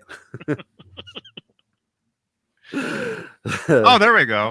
Hi, there buddy. we go. Hi. Okay, let's see. He's on it. Am I taking too much time here? I'm sorry. Hammer Productions. Thank you, John Biel. That's what I'm thinking. Not Trauma. Hammer Films. Leave her alone. John Biel, everybody. Saturday nights, midnight Eastern. Hey. Yeah, Mom, now you know what John Biel does. See, when he's on this show, he looks stuff up, he helps us, but now you know he does stuff. There he is, Mom. Look at him. Oh, well, he doesn't look very fit right there. Yeah, he definitely looks like he's into fitness, like fitness hamburger in my belly. All right, I got a dog thing. I might have to take care of this. Settle down. He's like he's doing his zoomies and just tearing up the house right now. Oh man, that's where the live cam comes in. Yeah, except I'm not moving that camera. I mean, he's out of control. Look, see, watch. He needs a camera. He needs a camera on his head that we can switch to. Yeah, that'd be good. Get him a GoPro just on his head and let him run to. Yeah. Let's talk about my favorite story of the week. I was gonna save this to later, but I really kind of want to jump in this one because this is just a winner. So tell me if you saw this on the news.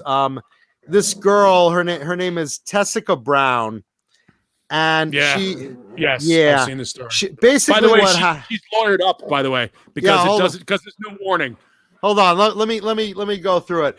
Basically, Tessica Brown was doing her hair, and she was out of hairspray. She likes to, get her hair a certain way and then spray it to death so it's rock hard. She ran out of hairspray, so she looked around the house and she found a spray bottle of Gorilla Glue adhesive. Gorilla Glue, for those that don't know, is like a crazy glue. It's a super glue. It's a permanent glue with the strength of steel. I don't know what ran through this woman's head, but she decided, let me try it, see how it goes. So she sprayed Gorilla Glue. Oh, false flag, I'm going to kill you. I just got to stop. False flag, I appreciate the sentiment. None of the money raised, unless Johnny does something morally correct, none of the money raised today is going to me or my mother. So please, go to Goldbelly or send us some food. Do not send direct money to the show because it will not reach my mother and I. Thank you. So anyway, back to the story, but thank you for the. It'll keep the show on the air. Yeah, thanks for the. Yeah, all is saying sympathies. Here's your mom and you and his tribute to your dad. It's not getting to me.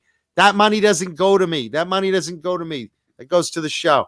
Send us something on Goldbelly. If you want to send us something, Johnny will have information. Just message Johnny and he'll take care of it to get food to us. I'll be the guy that acknowledges the raid that's attempting to take place right now. Hello, people. Welcome to our show. Oh, I didn't even know where we got. Well, you guys, the way a raid works is you do it while you're still on the air. Yeah.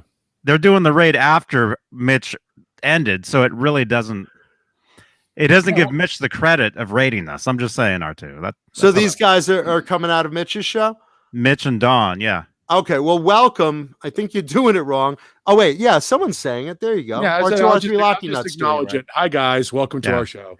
Okay, there you go. Yeah, welcome, but welcome. You got to do it while they're still on the air, and they have to pump our audio into their show, so they hear us talking about them, about their show. Yeah, that's how that works. There you go. And we'll get. But welcome, though. Welcome. Welcome, and we'll do it next week. We'll do it better. The good news is we didn't acknowledge their show because there is no other show on right now except for the one that's on Thursdays. There you go. Anyway, welcome to Tuesday night. So let me get back to this. So this woman basically, instead of hairspray, used Gorilla Glue adhesive, sprayed it all over her hair. It made it hard as steel. And then she realizes, hey, this stuff's not washing out. And now she's panicked because it's stuck to her scalp all over. And I kind of feel bad for this girl because it's like, oh my God, you really fucked up your hair follicles. But what is that, hair gel? I know, right? But I also look and I'm like, what the fuck were you thinking? It's crazy glue or Gorilla Glue in this case. It's not removable. You have permanently glued your hair and in your follicles all to your scalp in one metal helmet of glue. And now this is where I don't feel bad for. She's trying to sue Gorilla Glue on the basis of, well, it doesn't say you shouldn't spray the glue on your hair. It says don't get in your eyes, but it doesn't say don't use as hairspray. It also doesn't say don't use as an anal lubricant for your boyfriend's cock in your ass. Because you're going to go into an ER, help me, somebody, my boyfriend's dick, it's permanently glued up my ass, and all the shit's coming out my throat. They didn't say on the bottle I shouldn't use it to, like, lube my asshole. Mm-hmm. Yep. Yeah. What are you thinking? You're not going to win a lawsuit. They're going to laugh you out of court. Come on. It doesn't say on a stick of dynamite I shouldn't put it in a slingshot and pull it back until it explodes in my face. Yeah, it doesn't say warnings of every possible thing that you could do. Don't put your dick in the trash compactor. I got to sue the trash compactor company. My dick's gone now. What are you thinking? I mean, for fuck's sakes, just there's a million things it doesn't say to do. Don't glue your tongue to a garbage truck running down the street. Don't fucking, glue your vagina closed. Don't do 100 things. I mean, make no mistake. With that said, I have spray glued my heart on because I want to keep it up, and I will never not want it feeling like a steel pole. But that's intentional. I'm not suing the company. I want to pay them extra. But understand, you don't fucking use it as hairspray. What are you thinking? You don't swallow it either. Why don't you just spray it on your fucking eggs? You do realize, and maybe I'm wrong on this, but you realize she's doing this for the fucking GoFundMe and the attention. And she's raised $13,000. Of course she has. She's doing this for the GoFundMe and whatever notoriety she can get. It's fucking hair. And was it a video? It's gonna grow back. It's on TikTok. No, Paulie. It's in her scalp. It's in her follicles. Good. I mean, she's fucked. Good. Literally, the only chance she has of it, because she's tried to go to the hospital. They've tried to use solvents like nail polish removers and stuff like that, and it's not working. So there's a plastic. You can get Goo Gone or some shit like that. It's not working. They've tried it in hospitals. What you need to do is sue that barber that done fucked up your head. Imagine that in like the Eddie Murphy barber shop, from Coming to America 2. Yeah. Girl, you fucked. Shit, ain't nothing but ultra perm. No, but seriously, it's not something she could shave her head or something. It's in her scalp. It's in her follicles. She saturated her scalp with this Gorilla Glue, and it's not coming out without taking her skin and stuff. So a plastic surgeon right now in Beverly Hills has offered to try a 3-day procedure with no guarantees, but he will try, and he will do it for free. Normally it costs about $12,000 because, this is like a common thing. Here comes the wig. I mean, it's not like she's not going to fucking wear a wig. I mean, this is just such bullshit. She's doing it for the attention. I know that, and we're all worked up over it, and it's funny, but in the end, she's going to end up with a fucking YouTube show. She'll end up on Dr. Phil. She'll get a record deal like that fucking dumb tech Cash Me Outside girl. Dr. That's what Phil. She's doing. You were stupid. You know you're stupid. This is the dumbest thing you've ever done. I've never seen someone so retarded as you. You are stupid. Yeah, that's what she's doing this for. She's like, all right, so I'm going to go bald. I'm going to wear wigs anyway. So I might as well fucking just do this, get all the attention, get my new, get my new career going, and more power to him. Rico B asks a good question. Can we talk about 80s metal? We can, but this is really funny, Rico. So we're going to take a little bit of time on this, but we can talk about 80s metal. We've interwoven it through the show so far. We're working you know what, through Rico? it. Why don't you cut John a break? His father's dead. Yeah, man, come on. Of all things. That's going to be our about excuse. Disrespectful. Man, Kuda can do whatever he wants. His father died.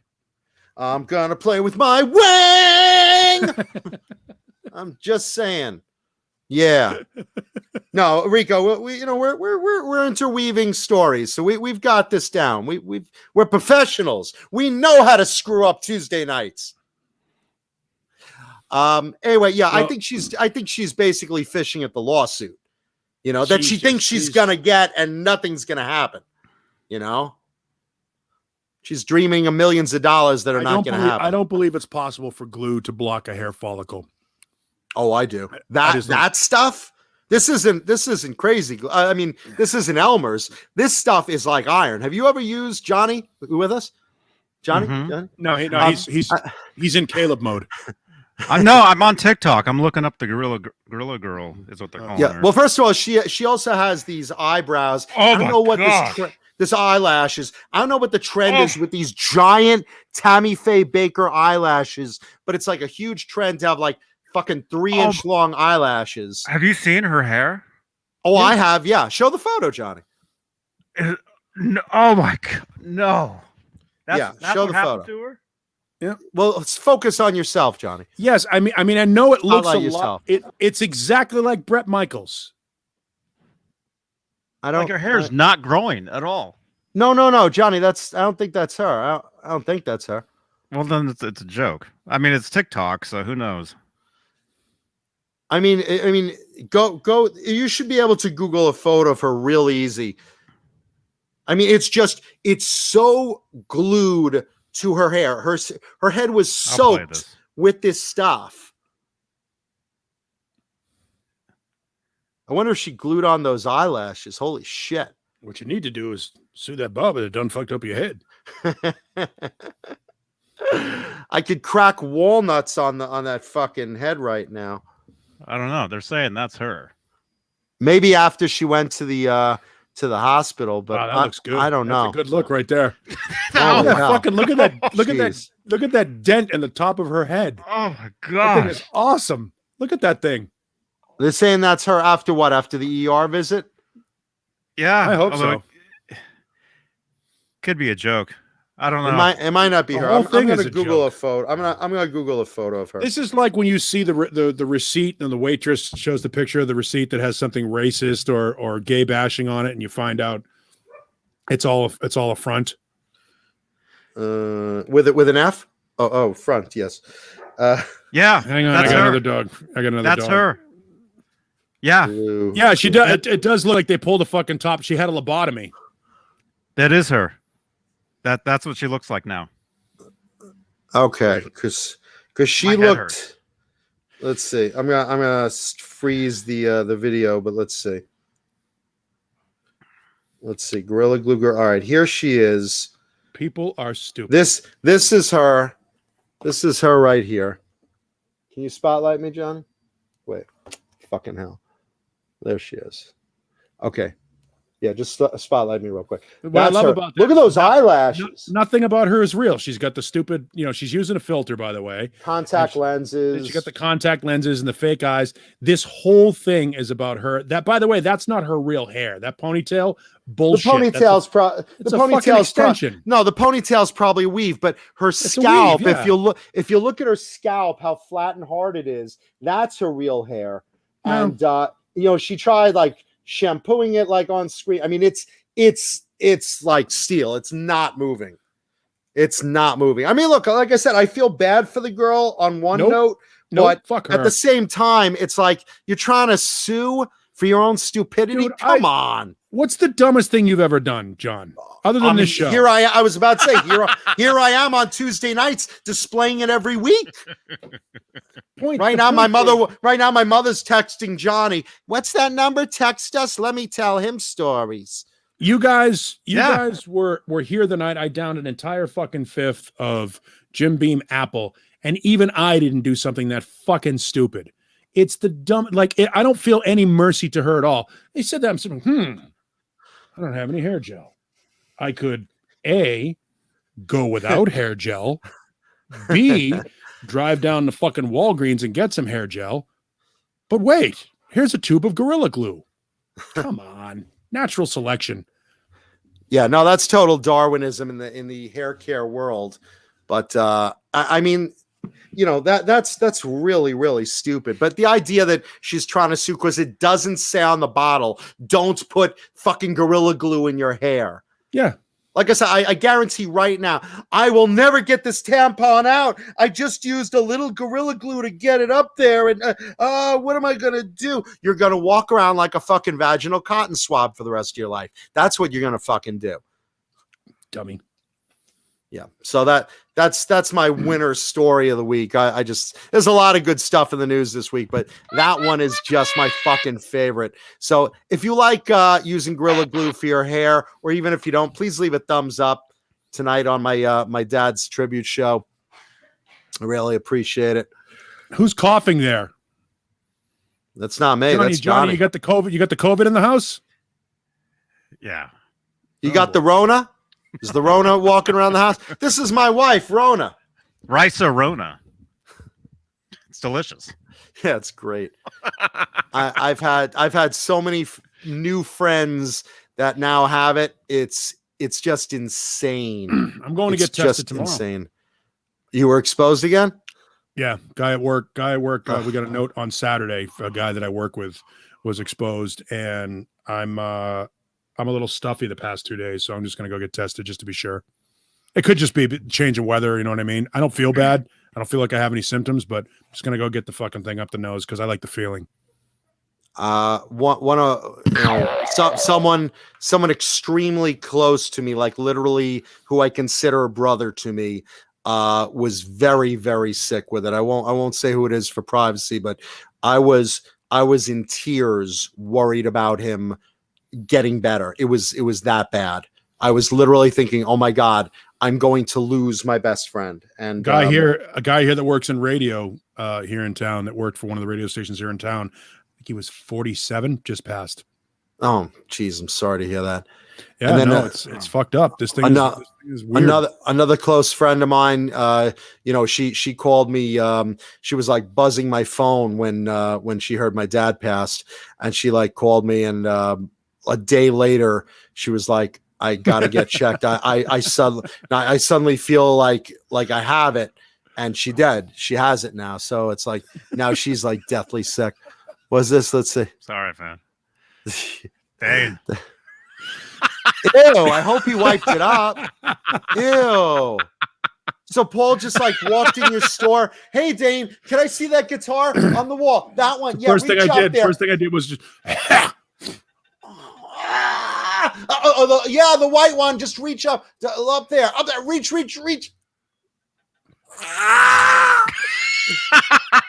I'm not.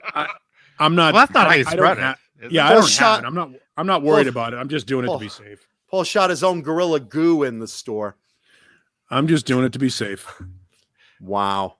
Yeah. I wasn't near the guy that got diagnosed, that got the positive test, but my partner Mark was like a week ago. So we don't know when that guy was exposed. You know what I mean? So everybody's just getting tests just to make sure. Nice. But I got a little bit of the phlegm, but that could be just because of the temperature changes here in town. There's one thing, Paul, you can't say about Paul. He always shares. I'm a giver. Yeah.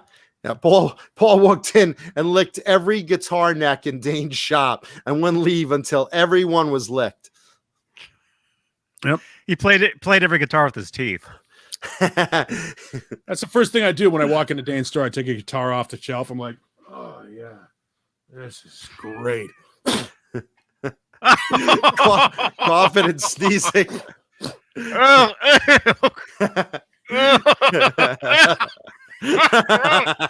Thumbnail. That's good. There's gonna be talking guitars. That'll be the thumbnail. That's great. I'm not doing it again. It's just like Nam. Johnny's mother. Yeah, this is what everyone does. This is what everyone does at Nam. They this is how intimate they get with these fucking guitars. Yeah. I mean, that's the thing. That's how everybody gets Namthrax, is because let's face it, everybody's, I'm going to take this thing. Hey, look, everybody. I'm Steve Vai.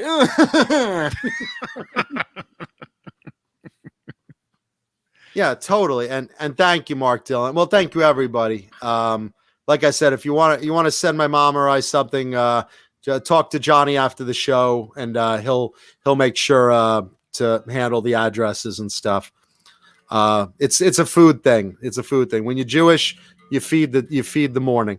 At NAMM, we were talking about this previously. Everyone touches that same Van Halen guitar after they blow their nose, adjust their dick, wipe their ass, put in their tampon, don't wash their hands out of the bathroom, cough, sneeze, and then they play with the oranges down in the basement of NAMM, the plate of oranges. Do I want an orange? I don't feel like an orange today. Everybody gets Namthrax when you go to NAMM. That's what you do. Yeah. I'm out of tune. I think it's because I stuck it up my nose. Yeah, I was really sick the last one. Both of us were like death's door. You know, that's how you get, hey, I thought this was a new guitar. Oh, it must be relics because the neck is all dirty. That neck arrived like a beautiful, clean piece of maple on Wednesday. By Sunday, that thing looked like Eddie Van Halen's like totally dirty maple guitar. And it's all snot, shit, jizz, phlegm, cough, ball hair, sweat. It's everything. It's all there, all on those fretboards. Just like Paulie just did. He does the special treatment with the nostril on the whammy, and everyone's doing it now. Everyone's doing it. Yeah. Yeah, and everybody that's asking, I will put that jacket on. It's in the dryer. Yeah, the jacket that Paulie and I did not get. Yes. Yes. Everybody wants to see me. I've been getting messages on Facebook, YouTube. What does it say? Is it a Fruitcake Tony logo jacket? No. Oh, it's something good. It's something good. It's something good. Well, that'd be good. That'd be good, but it's something better. It's something really like it's nice. I have a shirt I wear with Tony's logo and stuff, you know, for the show me your pick and everything. But it's something like really like Van Halen good, or it's Eddie's own tour jacket. Yeah, I had 3 of them. But I gave them all to Johnny. Susan Silvestri's like, I'm never going to NAMM. None of us are anymore. They're never having another NAMM, so don't worry about it. Yeah, I don't think it's ever happening again, and I hate to say that because they can just do it all virtually now. Yeah, and that sucks for all of us. Yeah, why rent a hotel and rent all the exhibition rooms and all the nonsense that comes with it when you can just do it online now? The internet again is the greatest and the worst thing that's ever happened. Because did you just go to the last NAMM though, the virtual one? No. Did you go? No, I'm like the only person I know that went. What's there to really see? I mean, it's like I go there to buy all the look and buy custom shop guitars made to impress everyone's displays, and they didn't have that this year. They're just like Floyd Rose. We have a Floyd Rose for sale. Look at the new Floyd Rose Model 6. Yay! Yeah, can I try it? It wasn't anything like that. It was all like the lectures. It was all like the lecture type stuff. I went to a couple things and I did learn a bunch of stuff. It was cool. But no, Fruitcake Tony, I did a promo for him. I said promo for his channel. No promo. For his channel, I did a promo. So if you watch like his last week's show, the very intro was me saying, "Hey everybody, welcome to Fruitcake Tony's, channel." And anyway, I was sitting there, with him, and he's like, "Johnny, by the way, I've got this jacket, in my collection that I'm never gonna wear. It's Mancuta's size, but you could probably fit into it." He's like, I'm never gonna wear this. So if you'd like to have this, you can have it, and yeah, it's in the dryer. It might be done. It might be done by now. So I'll go get it. I'll put it on. I did an unboxing though on when was that? What night was that? Recently. That would be Friday.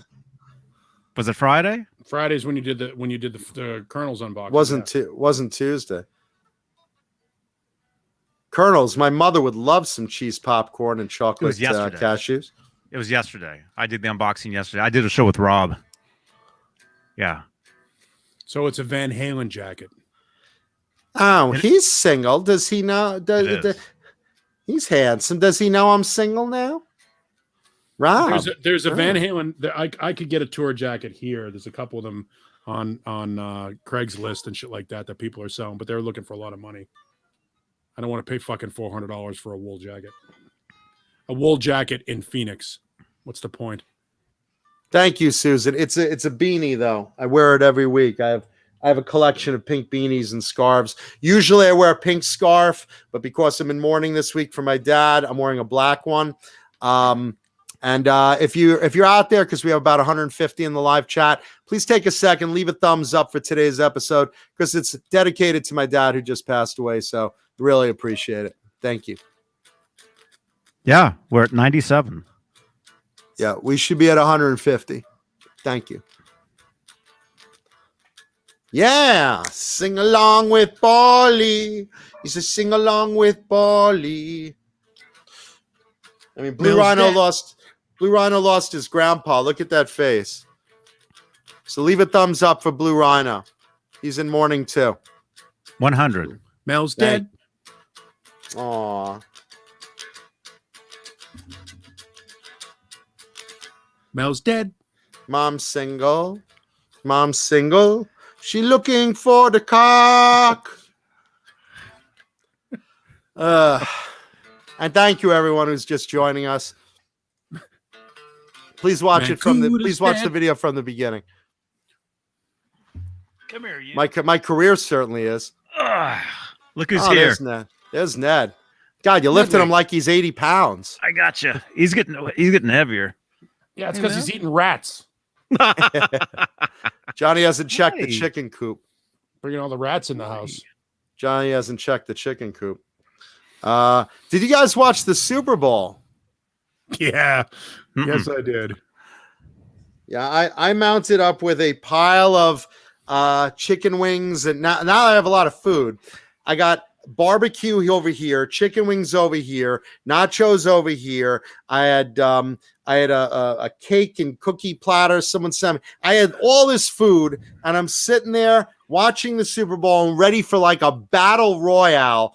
And I see they just creamed him. Was it 9-31 final score? Yep. How many people do you think lost their life savings on this game?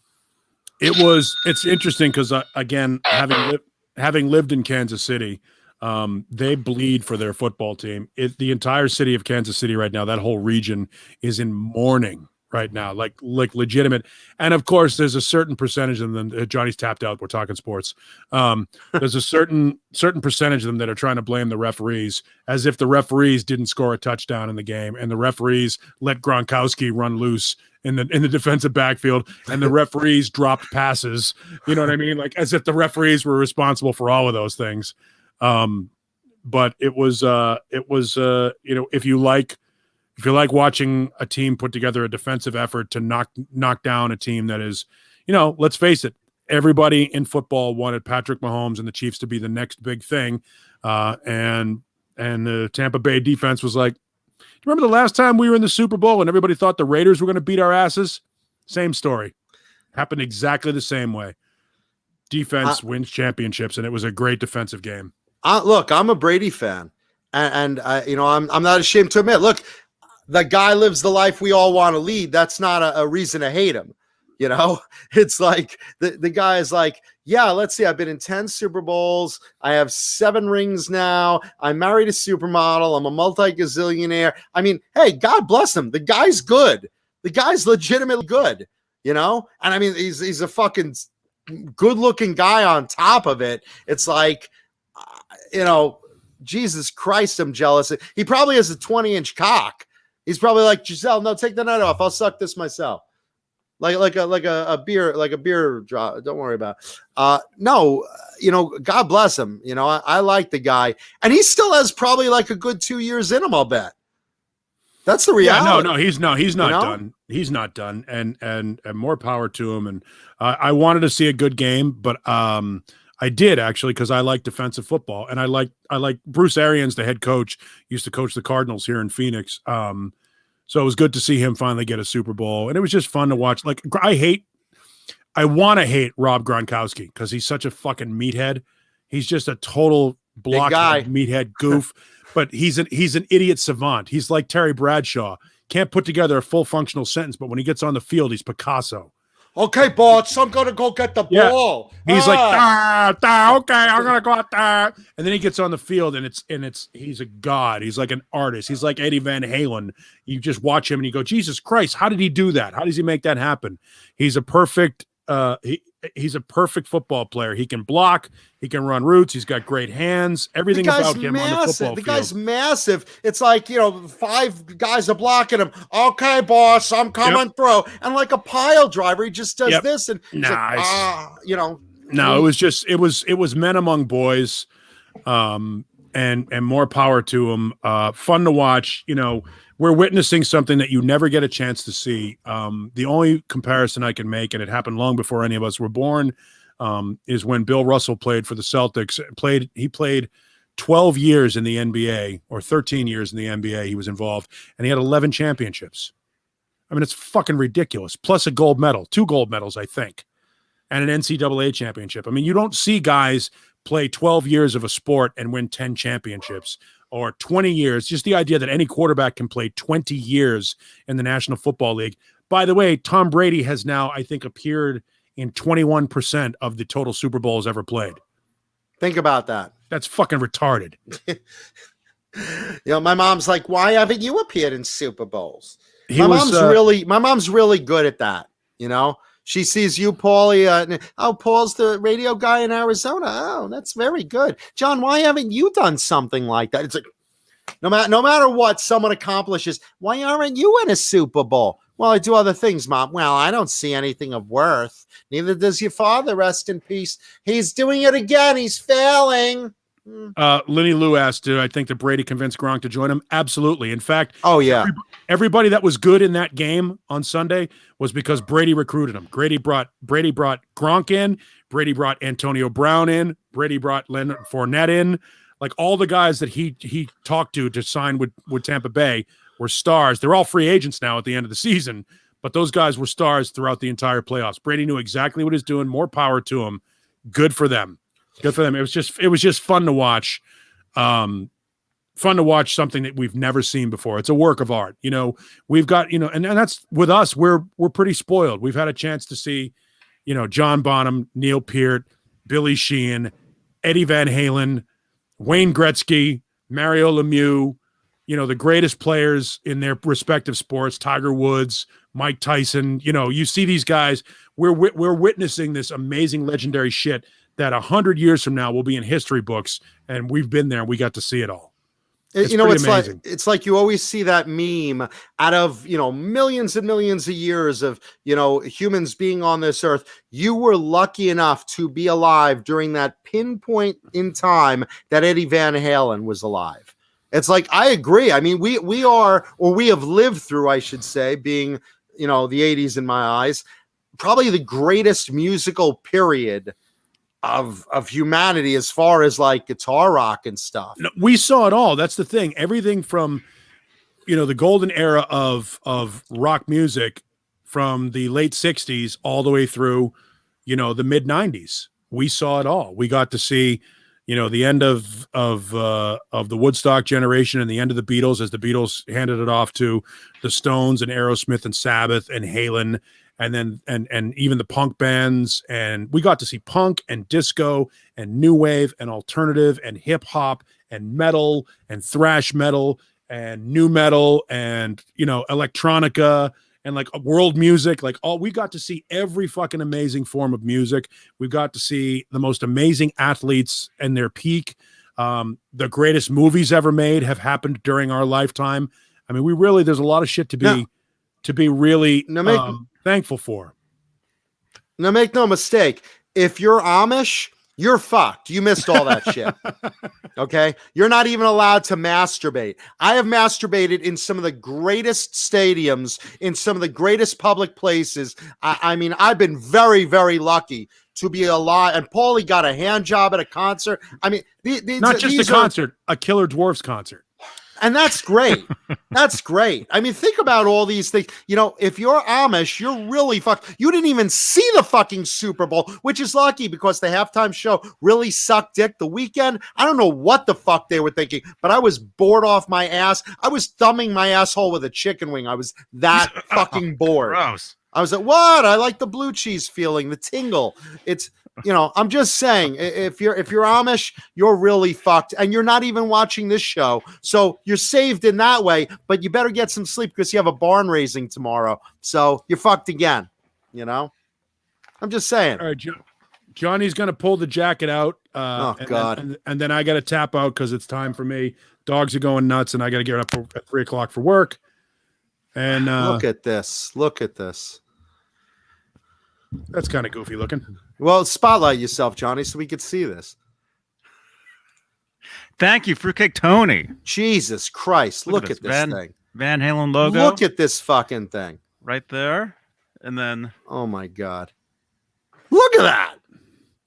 That's some And next level what is nerd that? shit right there. What is that? A crew jacket, Johnny, I don't know. or just merch? Johnny's like, I don't know. It was addressed to you, Mancuda, but Cricket if you ask County. me, Johnny's a fucking leech, man. He gets everything for free. Look at this. Look at this. Fruitcake Tony sent me this jacket. Somebody sent me this shirt years ago. A friend of mine gave me this hat. Wow. Nonsense. I got that jacket for free, thanks to Hulu. This is insane. This is insane. Rena Thank you, Spinkle says hashtag freeloader. Look at this. Yeah, that jacket wouldn't fit on one of my legs. No. I mean, It's tiny. It fits me, but I'm. Yeah, that wouldn't fit me either if that's No. fitting you like that. No. I'm 6'4". Johnny's like 4'6". Yeah. I mean, there's no way. Yeah. 6'1" and 265 pounds of testicular firepower. That's not fitting me. Swinging right along. Thank you, Tony. Though. Thank you, Tony. There you go. All right, I got to grab the dogs. You guys have fun. John, I'm really sorry to hear about your dad. Please continue to disappoint him for the next hour. Thank you, Paul. Yeah, absolutely will. Everybody in the chat. Dad will thanks not for look everything. down. Dad will not look down and be happy. I promise. You're under the impression he's in fucking heaven. I'm hoping. You put him in hell. You put him through hell. Sorry, I put him through hell. Yeah, That's I why. got that, That's why he's in heaven. I put him through hell. James Stewart, I don't need to lose weight. I'm doing just fine. Thanks for asking. He will after he takes a dump. That's a good enough amount, like a good 2 pounds. See ya. Night, Paulie. And now it's down to myself, Johnny, and the spirit of my father watching over the show today. There you go. Do you see that? What? There's a spider in front of my camera. Is that what that is? Yeah. Oh, now it's on the top. It was a spider. I saw something dangling. It's a teeny tiny, Penis. but now it's on the camera itself. Well, there you go. Oh, there it is. Oh, it's on the different part. Where's the web? You getting it to walk across the screen so I could see its pubis? Where's the web at? Look at this. I mean, it's so small. I mean, I'm not going to. Boy, if I had a nickel for every time a girl said that to me. I'm just going to let it go. That's what Yeah. I thought. I thought it was my dad's ghost. I saw something floating around. That's it right there on top of my camera. It's a spider. Oh, there you go. Radioactive spider bites Johnny, becomes Van Halen man. Well, I'm wearing the Peter Parker jacket. Could happen. Very nice. Very nice. Thank you, everybody in the chat, for the kind words about my dad. Oh, ouch. Jeez. Yeah, that was weird, huh? Let's see what else. Oh, there it is. Here's something fun. I was talking about this in previous shows. We've discussed it. You know, Lita Ford, Chris Holmes, both friends of the show, especially Chris. So Lita's on an interview the other day, and you know, for those that don't know, she was married to Chris Holmes of Wasp years ago, and you know, there was a lot of back and forth. You know, there was cheating and drinking and all sorts of accusations. So at one point, she smashed one of Chris Holmes's best guitars. It was known as the Budweiser Star. That was it. That was it. It was known as the Budweiser Star. It was a Charvel with a star body and a very cool Budweiser graphic all over it. And it was a really great guitar. Chris plays a lot of stars. He has, you know, that yellow one, the yellow shit star that's falling apart, and half of it's like half the wood's rotted off of it. And then he had the Blood Star, which is a white body with blood drip all over it. And he had the Harley Davidson Star, which is a Charvel star body with the Harley logo over it. But the Budweiser Star was the Bud logo on it. Very, very cool.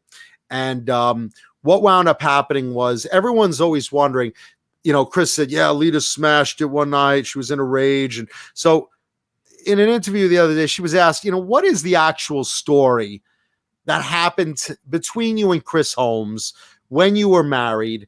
And she said, well, look, Chris was a handful. Here's a guy. He's like 6'5", massive dude. If you've ever been around Chris Holmes, he's like my size, but twice my thickness. And I'm not talking penis. He's like that. He's built like a fucking arm. I mean, you even hear he's walking around now. And you just hear, what's that? Oh, that's Chris Holmes. He's wearing shorts. His dickhead's slapping on his knee. No, but Chris is a huge guy, and he had a drinking issue, a lot of drinking problems back in the day. And Lita said, so here's what would happen. We'd be out somewhere. We'd walk to a bar. Chris would get blind drunk and always pass out. And then here I am, this little girl trying to lift this Goliath of a man, like sling him over my shoulder and get him home somehow, because he's always dead weight, out cold, knocked out, down, gone. Down goes Tyson, or whatever. I mean, big time. He's gone. So she's like, it got really frustrating eventually. And one day I come home and Chris, while I was gone, was really, really getting drunk and thought it was a good idea, because we had an argument, thought it was a good idea to take out our argument on the washer and dryer in our house. And so Chris, in a drunken stupor, basically said, I'm tired of Lita fucking nagging at me and bitching about my drinking. Fuck her. I'm going to take it out on, she likes that washer and dryer. I always see her using that washer and dryer. So on the washer and dryer, Chris basically, that was it. Down goes Frazier. Thank you. He basically took a baseball bat in a drunken stupor and beat the shit out of their washer and dryer. Just like trashed it. Yeah. Lita, oh, damn, stop nagging me about my drinking. I'll show you. No clean clothing.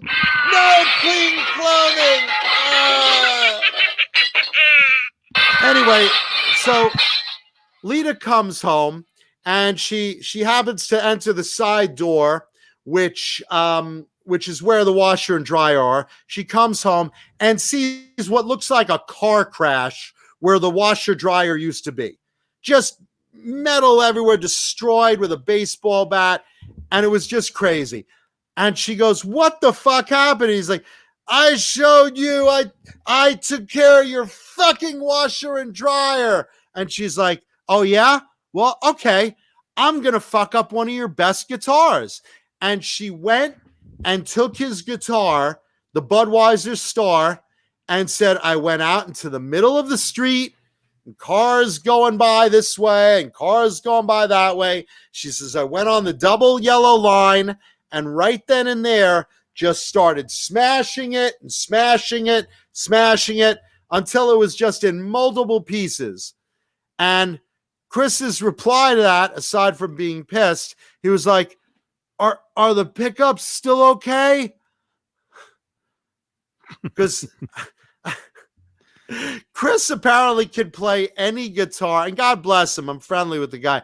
God bless him, because he could apparently play any guitar that's like still like partly gluable or whatever. There it is. There's the Budweiser Star. Zoom in on it a bit, because it's really cool. It was really cool looking.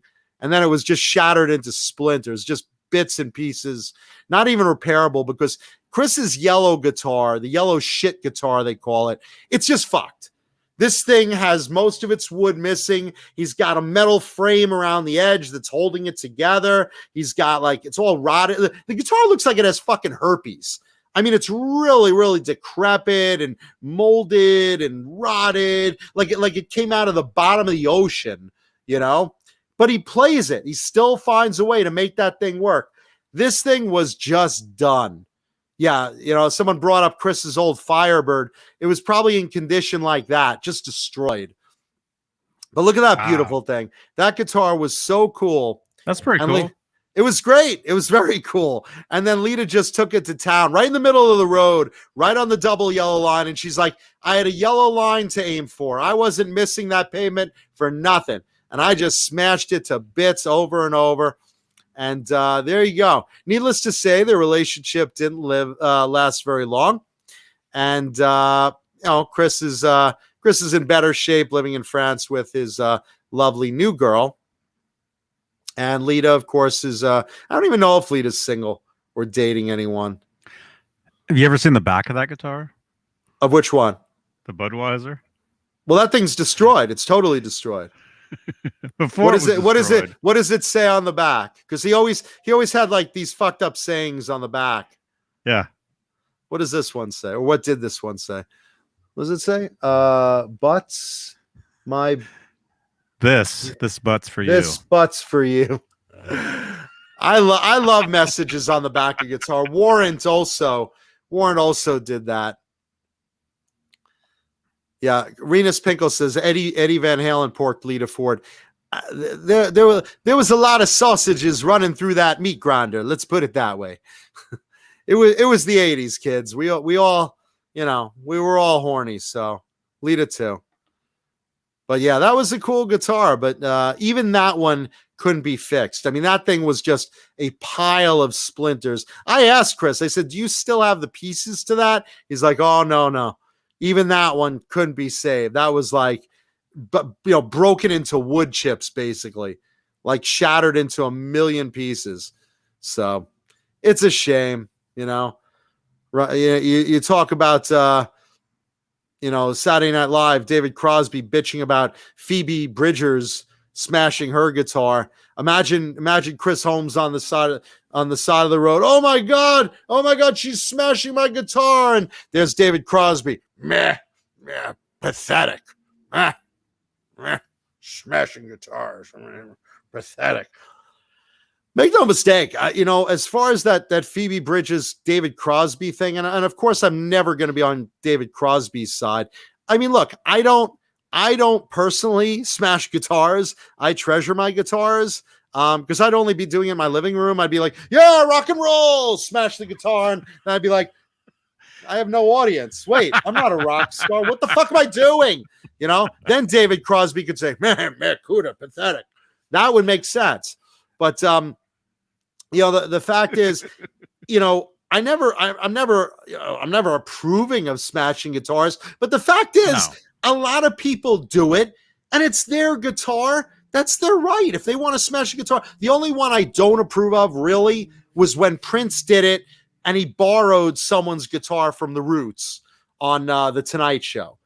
Prince's guitar wasn't working. He went to one of the Roots. Hey, can I borrow that guitar? And he's like, well, it's my dad's old SG. It's pretty sentimental. He's like, I'll take care of it. Don't worry about it. And then Prince played the show, and he threw it up in the air and let it smash on the ground, breaking the thing. And the guy in the Roots was like, what, Prince? What the fuck?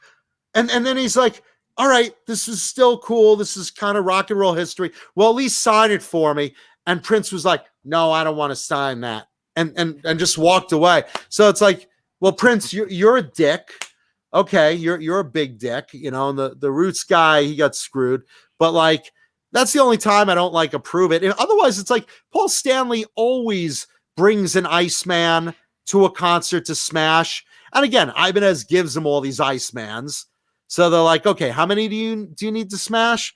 Okay, the tour is 23 dates, so 23 smashable Icemans. Okay, and again, they usually will like score it a little bit or whatever to smash easier or whatever. But like these are guitars intended to smash. I'm sure on SNL. Yeah, I'm sure super cheap guitars. Yeah, they're not. These aren't the cracked mirror custom shop, $5,000 guitars they give Paul to play. These are like, low end import, he'll play it for one song and then trash it, and then give the pieces as souvenirs to the fans. Who knows if he's even really playing it, because for a guitar to smash that easily.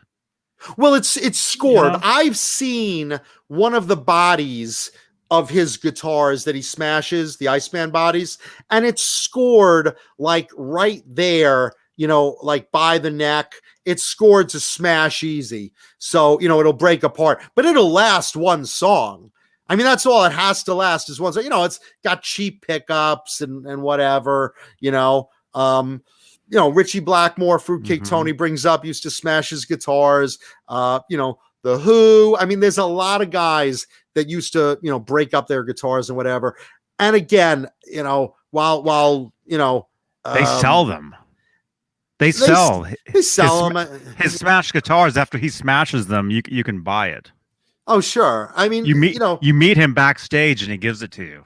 Yeah, I mean, there's all sorts of people that smash their guitars.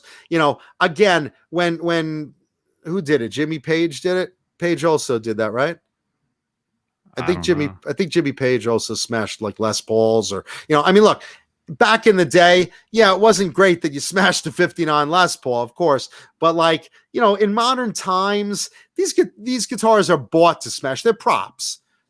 There's very specifically, they're very specifically props. And, Fruitcake Tony says he doesn't even play it. If you watch, he hands it off at the end of the song with no cord, no strap, and smashes it. I mean, it's possible he switches it out. I mean, I'm just saying this. I don't think he's playing it. You can't play a guitar that is that smashable that easily. Okay. Then basically, then he plays, he the plays strings the would song, rip it apart. He If it plays was the actually song.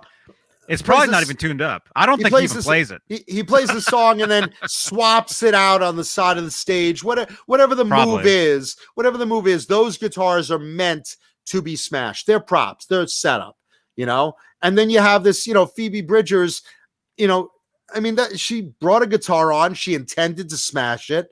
That specific guitar, it was a stunt. She had a dummy amp there with sparks coming out it. And look, that's her right. If that's her shtick, I mean, how many punk bands have smashed their instruments? Tons, Yeah. I mean, I don't know when Cecil Music is asking, did Wendy O. Williams, were those real Les Pauls she took a chainsaws to back in the Plasmatics? I'm not sure. They could have been Chibsons. They could have been, secondhand stuff she got cheap. I don't know. But at the end of the day, if you want to smash your guitar, hey, have fun. I'm not going to do it. Johnny, you going to smash any of your guitars? No. But I respect someone's right to, bring on smashable whatever, John Biel brings up Michael Anthony, had a smashable pre-broken bass for at least the 1988 tour. I mean, again, they're props. He did? They're meant to be props. John Biel What show was that? What show was that? John Biel. Everybody, John Biel. The chat explodes. John Biel. John Biel. John Biel. John Biel. For the 88 tour. Huh. Fine. Well, I'm sure if he knows that, I'm sure he has footage of that. Monsters of Rock tour. There you go. Huh. Well, I didn't see the Monsters. I saw the tour right after that, but yeah, James Stewart, I brought up the Who. Constantly were smashing, and the Who was smashing really good guitars. This was when it was like you didn't have like any pre-sawed dummies there. They were smashing really good Les Pauls and shit, and they had the money to do it. And in interviews later on, they were like, yeah, we really did smash some pretty fine instruments. That kind of sucked. Mm-hmm. In hindsight, that was probably really stupid of us, but it was of the time. It was an interesting thing, and But yeah, no, I mean, look, if Phoebe Bridgers wants to smash her instruments on a live show on SNL for effect, have a good time, honey. You got your dummy amp, you got your, whatever. I have no problem with it. David Crosby has a problem with it. David, I'm sitting in my own shit diaper. Crosby, man, nothing on but SNL. Phoebe Bridgers, Cuda. I'm glad your father's dead, you bastard. Thanks, David Crosby, you prick. David Crosby, you bastard. I hope my dad pisses on you from heaven, you prick. I hope he blocks the door because you're not going to heaven, buddy. So, David Crosby's not on the list. David Crosby ain't on the list. Book of Life. Anyway. So there you go. Let's see what else we got in the news. a lot of cool Super Bowl commercials this year. I love the Eminem one with Levy, who was in Schitt's Creek. I thought that was very funny. The Bruce Springsteen one, that was the first time he ever agreed to do a commercial.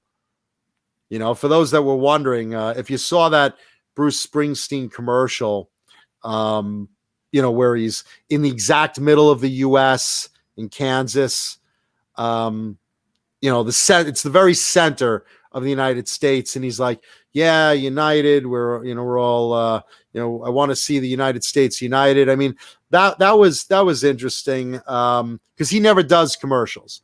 Bruce Springsteen purposely never does commercials. And again, you could look at his politics and whatever, but you try not to, and you just hopefully the idea of us coming to common ground will work out. That would be real nice. But I liked the idea of seeing it in principle. Again, you could say, well, he's politically so far to the left, and he's not a fan of the right, and I just like the spirit of the unity that the commercial was made in. Whether whether Springsteen himself politically stands over here or here, I just like the idea of it. Of course, everyone likes. Sorry, my eyes are red because I've been crying all week. Is that Gorilla Glue? Yeah, I know. It's like, oh my God, they didn't say not to put. Fuck. Now my hands are glued to my eyes. Fuck. Hold on. God damn it, son of a bitch. I can't. Johnny, you'll have to show the show and tell guitar. I can't reach it. Oh my God, I'll have to play with my tongue. Holy shit. I ran out of eye drops. Oh man. Oh God, that hurts. Oh, that'd be horrible. Man. Somebody's done that. Yeah, this stupid chick. This stupid fucking chick has done that. Who the fuck puts Gorilla Glue on their fucking head? It's not hairspray, you stupid girl. Gorilla fucking Glue, Jesus. Yeah, no, I'm sorry. My eyes are all exhausted from crying this week. So now she's famous, and that's all. She's on TikTok. That's all she wanted. Yeah, but you know what? Now she has it. There's famous for being famous, and there's famous for being stupid. I mean, it's like I don't know really what you can really do with that career. Oh, aren't you the dumb motherfucker that glued your hair to your scalp and now you're just a skull of glue? I mean, what are you going to get I mean, like I said, I feel bad for the girl on one hand. I really do. And on the other hand, I'm like, you stupid bitch. What the fuck are you thinking? Oh my gosh. I mean, come on. No, but see, now she's famous. If it's, for a week, she's TikTok famous. She's a meme, she's definitely a meme now. And eventually, it'll be, I'm sure she'll be happy for a while, whatever. She'll get a dating reality show on MTV or something where it's like you have to be glued to her for 24 hours for a date. And that's what she does. She selects a guy, and she dates them. She dates them every date. She's like, all right, I glued you. Now we're stuck with 24 hours. Let's see if we get along and fall in love. Oh my gosh. John BL, yeah, I just saw your message. Yeah, man. Gorilla Girl, TikTok. Gorilla Glue Girl. Gorilla Girl. Make it sound like she fucked a gorilla or something. No, Gorilla Glue Girl. Oh yeah, these are just pictures of gorillas. It's a Gorilla Girl. Gorilla Glue. I mean, come on, man. Well, but by looking at this, she did all this on a video. Like this was actually done. Like she was actually talking about it and doing it. She was doing it while she was on camera. So wasn't me. But I saw you on camera. Wasn't me. And I saw you gluing it to your scalp. Wasn't me. So now she's known. Now she, oh gosh. Come on. God. Jesus. That's terrible. Like I said, I feel bad for the girl technically. We're joking about it, but I really do feel bad for the girl. But don't tell me you're trying to sue Gorilla Glue, because that's just being greedy. That's being greedy, and that's being stupid. I mean, come on, don't poke this butter knife in your fucking eyes. Well, now you sue the butter knife company because it didn't say don't poke in my eyes. Don't put your tongue in the fucking fan. I mean, come on, man. You have common sense. Don't. What are you thinking? Yeah, don't put a fucking pink dildo to your forehead glued so you run around like a gay unicorn. Don't fucking do that. Don't do that. And then sue the dildo company. I would never do that. Who's area code 845? Somebody wants to send you. Somebody wants your address. I see a lot of people in the chat have talked about that through the show. Message Johnny separately if you want to send something, for the death of my father to my mother or myself. Message Johnny. Just text him at the number you see on your screen. Because that's what Jews do. We feed each other. Jews and Italians love to eat when someone passes. Shit like Goldbelly or Colonel's gourmet popping corn. Nothing better in mourning than eating cheese popcorn and chocolate covered cashews. I think. You make the most of a bad situation with food. So there you go. And thank you for the condolences. I keep reading through the show. I'm just trying to keep the energy and humor up as we go along. And we're a few minutes away from the show and tell guitar that I bring up. My clue today was it's big. And that's your clue. And flesh colored. Thank you, Susan. Let's see. So yeah, there's our Gorilla Glue girl. Jesus Christ, what the fuck, man? And Fruitcake Tony. This is interesting. Fruitcake Tony says, Mancuda, a friend of mine is an ER nurse. You'd be surprised how many guys show up in the ER with their schlong stuck in the zipper. I'm not afraid to admit that actually happened to me once. I literally, no shit. This was a time I remember I was wearing leather pants, no underwear, and I remember pulling up the zipper and catching my nutsack in the fucking teeth.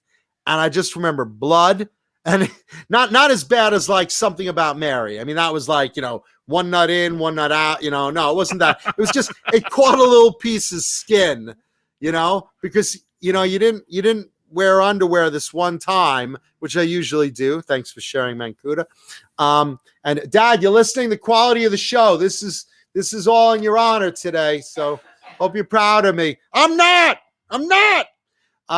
Yeah, so I remember zipping up, and I remember it just like it caught, and I remember the blood, and I remember motherfucker, and I just, to get it out, I just pulled the fucking pants apart, like I probably broke the zipper if I remember, and it was just bleeding, and it sucked.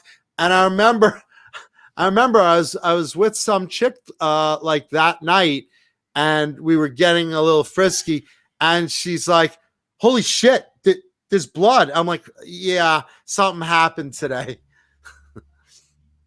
Yeah, so Wow. another wonderful Mancuda moment in history. Great moments in Mancuda's genital history. And my mom's watching the show right now, like in utter disappointment, of course. She's like, "You said the show was a tribute to your father. What does he have to do with your bloody testicles?" Yeah. So that's that. Okay. Let's get to today's show and tell guitar. And then let's see what's coming up in music news after that. We'll talk a little bit more. Let's see. We'll talk about Ozzy Osbourne, and we'll talk about a new band that I want you to check out because you're going to love this band. So stick around after the show and tell guitar. Not going to reveal who they are, but trust me on this. These guys are fucking fantastic. We're going to talk about them and Ozzy after the show and tell guitar. So right now, what I said was this guitar would be big. And I wanted to do something. I wanted to pick a really cool one for because tonight's show is in Dad's honor. And I said I want it to be something cool and eye-catching and something that, obviously reminded you of me as far as something relatable, like, oh, that's clearly a Mancuda guitar. So in my dad's honor tonight, rest in peace, Dad, this show and tell guitar is for you. Ladies and gentlemen,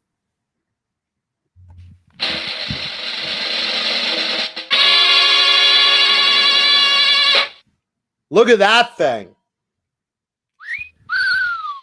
This is Big Pink.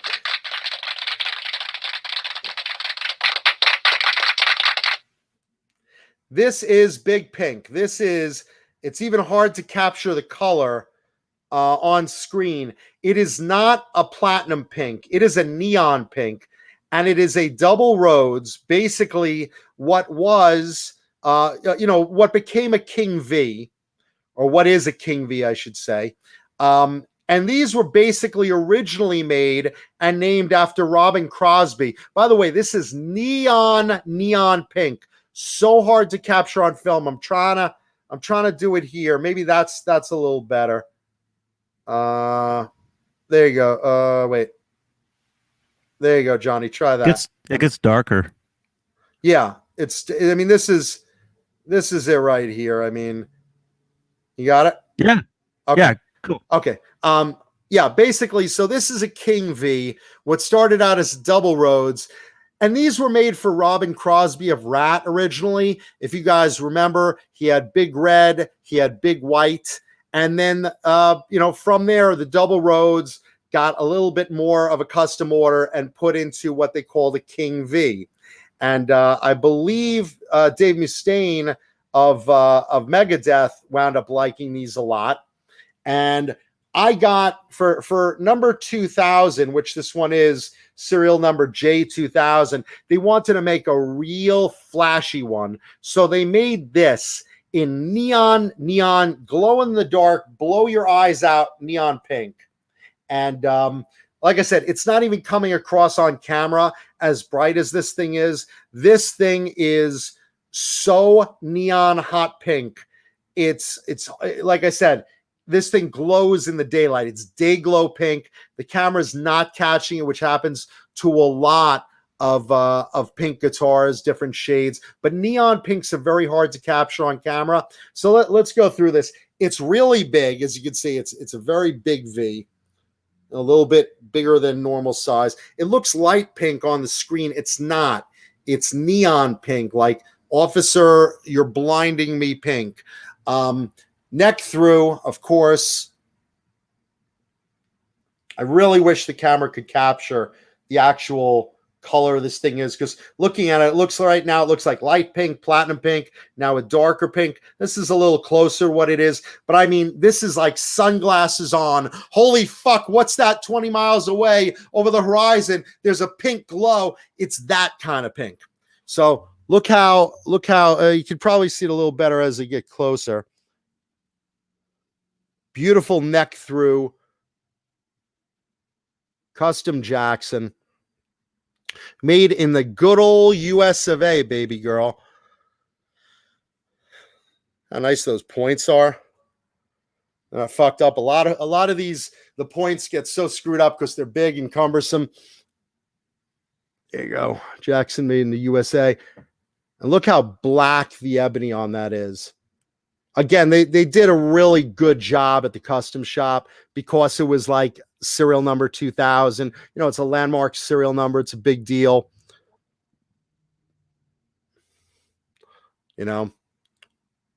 Shark tooth. Let's see what we got pickup wise. Okay, this looks like classic Duncan. Like probably I'm gonna guess like maybe like it's a Duncan PAF, and I'm not sure exactly. I forget what is in the bridge. It's PAF in the neck. I forget what's in the bridge, but I know the tone is incredible. I remember the first time I played it, I was like, wow, this thing sounds amazing. Maybe some of you guys recognize that Duncan pickup configuration. It might be, no, it's not a Duncan distortion.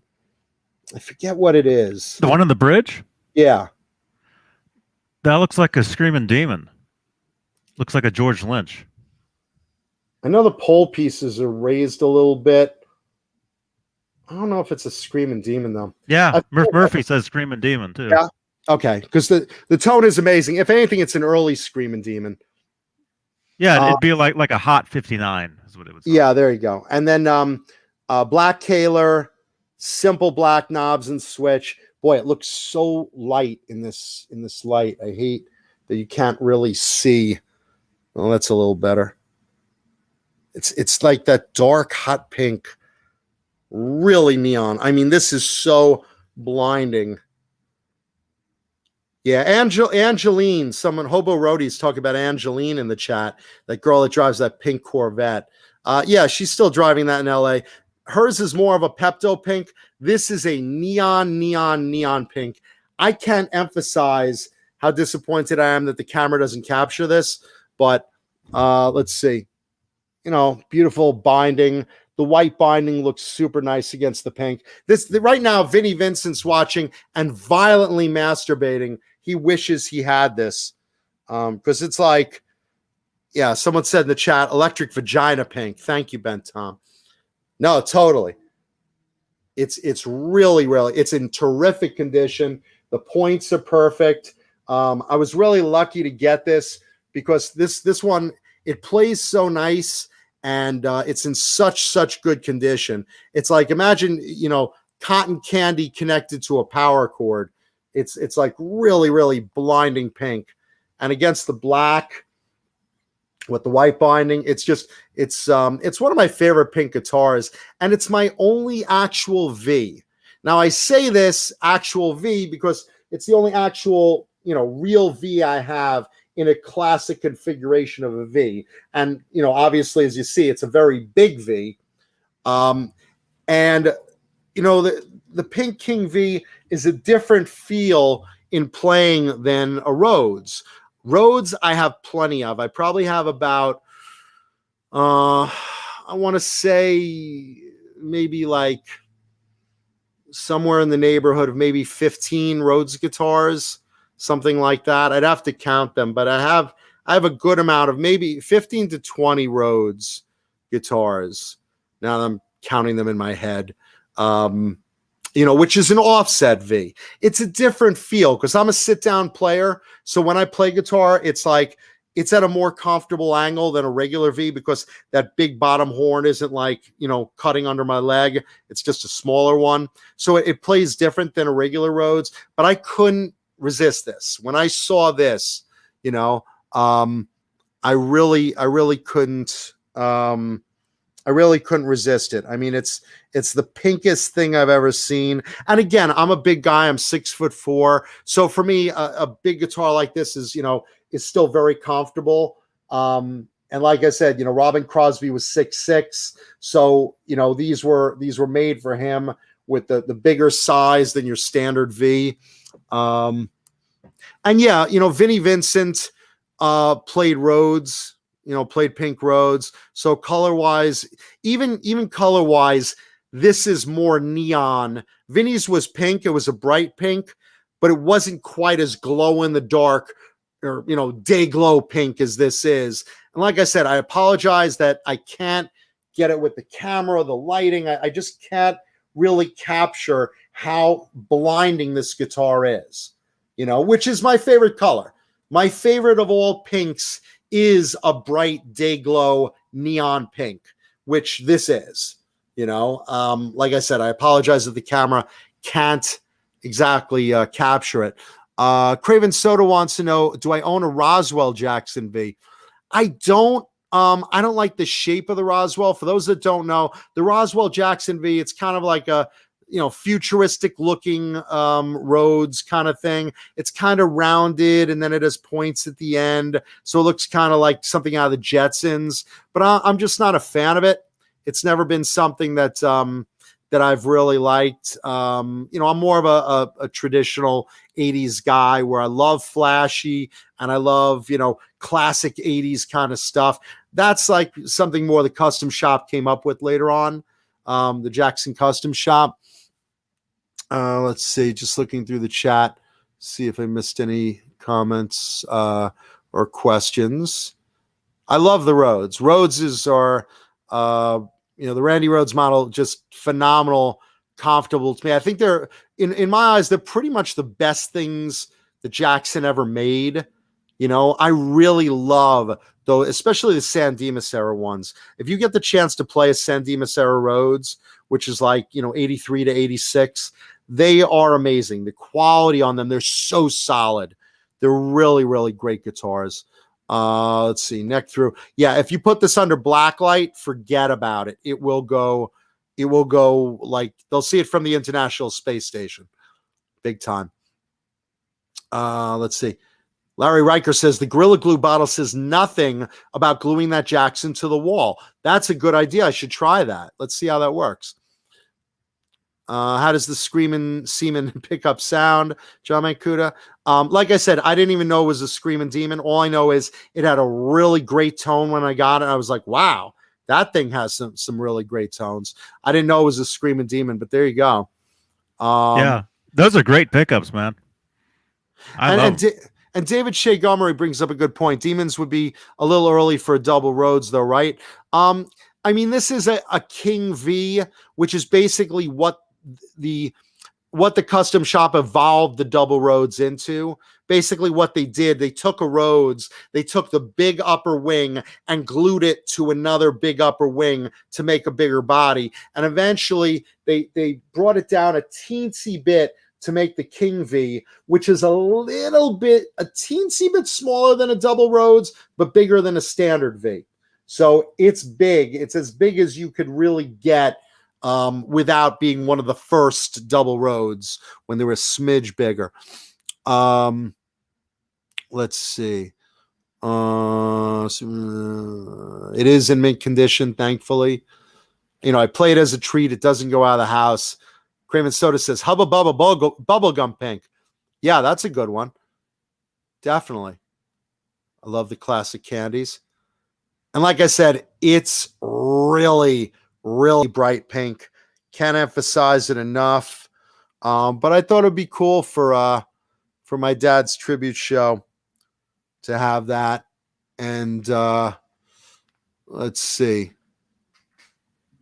Yeah, hot pink, neon hot pink, whatever you want to call it. Lenny Lou, I swear, you say it's so bright.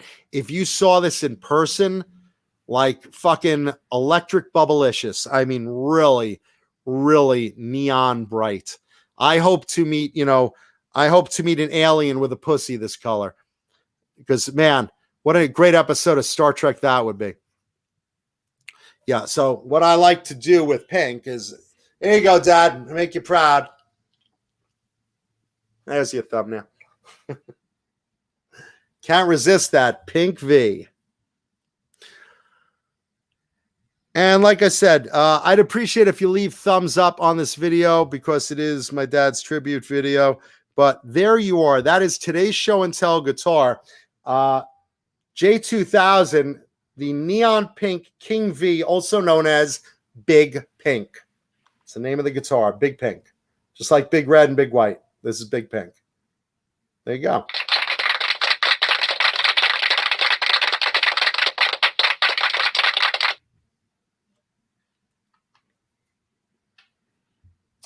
Cool, right? Hey, Jay. Jay Hannon of the great band Gizmochi. Yeah. Now on Liquid Metal on Sirius XM. Yeah. Check that out. Congratulations. Congratulations, Jay. man. Congratulations. Well earned for Gizmochi. Your time has arrived. Your time has arrived. See, my mom's watching, and she's like, "Oh my God, he just performed Cunnilingus on a guitar." Oh. Okay, let's look at. I promised you 2 stories, really cool. Ozzy Osbourne, who originally was worried about getting the vaccine. He said, "It'll make me grow antlers or something. What are the side effects of it?" Now Ozzy is on the vaccine train. He's looking to get one. And he says, here's his reasoning. If I don't get the shot, I do get the virus. There's a good chance I ain't going to be here. So I'd rather get the shot. But now I can't get the damn thing. So that's basically it. And he was joking around about how, he thought about it, and he's like, wait a minute. I'm worried about side effects from a vaccine that'll save my life. And yet, here I am, a guy with a major drug addiction through his life. I've snorted everything from brick dust to ants to piss to dirt to cocaine out of someone's pussy, just everything in the world. And then he's like, well, am I going to suddenly be looking for organic food now? No. If I could survive that, of course I could survive this. So he's like, it's kind of funny. It's kind of funny wondering, I'm wondering, is it safe? It's safe. And, I'm looking, I drop a chip on the floor and I'm like, oh, I don't know. It's kind of dodgy. Is it safe to eat? And then I'm realizing I just snorted ants out of someone's piss pool. It's like, yeah. So Ozzy's, oh my gosh, Ozzy's definitely on the vaccine train. And we hope that he gets it because I know distribution, when O.J. Simpson gets his vaccine before Ozzy Osbourne, there's something really fucking wrong in the world. And O.J. already has gotten his first shot. Ozzy is not. So if you're out there and you're in the distribution area of Ozzy Osbourne and you have any influence to get Ozzy an appointment for his vaccine, please do so because it's Ozzy Osbourne and we want to keep him alive. Yeah, of course. I just love that analogy, though. He's like, I've snorted all sorts of stuff, and then I'm wondering, I drop a chip on the floor. Is it safe to eat, though? It's been on the floor. And then he's like, remembering, like, wait a minute. Didn't I snort ants on the floor and drink piss on the floor? And, it's like, yeah. It's kind of funny. Yeah. Oh, cool, Jay. Jay says, tomorrow their video playthrough of Look What I've Become premieres on ultimateguitar.com. www.ultimateguitar.com. How cool is that? Awesome, man. Gizmachi is going places, boys and girls. And you saw them on this channel first. Well, probably not. You probably saw them at Ozfest, but you also see them on this channel all the time. So just check it out. Very cool. And Larry Mitchell is in it, he said. Larry Mitchell is in the video? Right on. Nice. Now everyone wants to be Jay's friend. All Jay, this is Ozzy Osbourne. Yeah, oh hi. Listen, I hear your career is becoming something. I'm wondering, is there any chance that maybe we could collaborate for my next album? Yeah.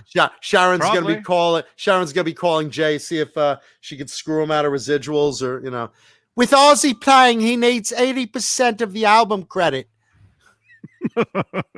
If Ozzy's going to sing on your album, it'll be 80% better. So Ozzy gets 80% of the album royalties, Mr. Hannon. Wow. Could just see that. Well, to get Ozzy's name on there. Yeah, listen, I mean, that's not bad. I mean, no, listen, Jay will go to Shannon. Listen, Sharon, listen, I got it all set up. Just tell Ozzy to call Mancuda, and Mancuda will suck his dick or something. Don't worry about it. I got it all taken care of. I don't even want my dick sucked. I don't want to suck your dick. Gross. Mancuda, suck Ozzy's dick.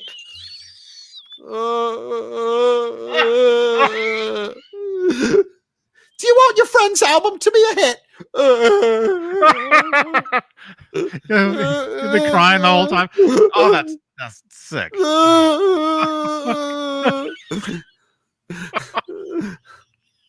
Sharon, I don't want a man sucking my dick. Well, you're not getting any of the money. I see all of that.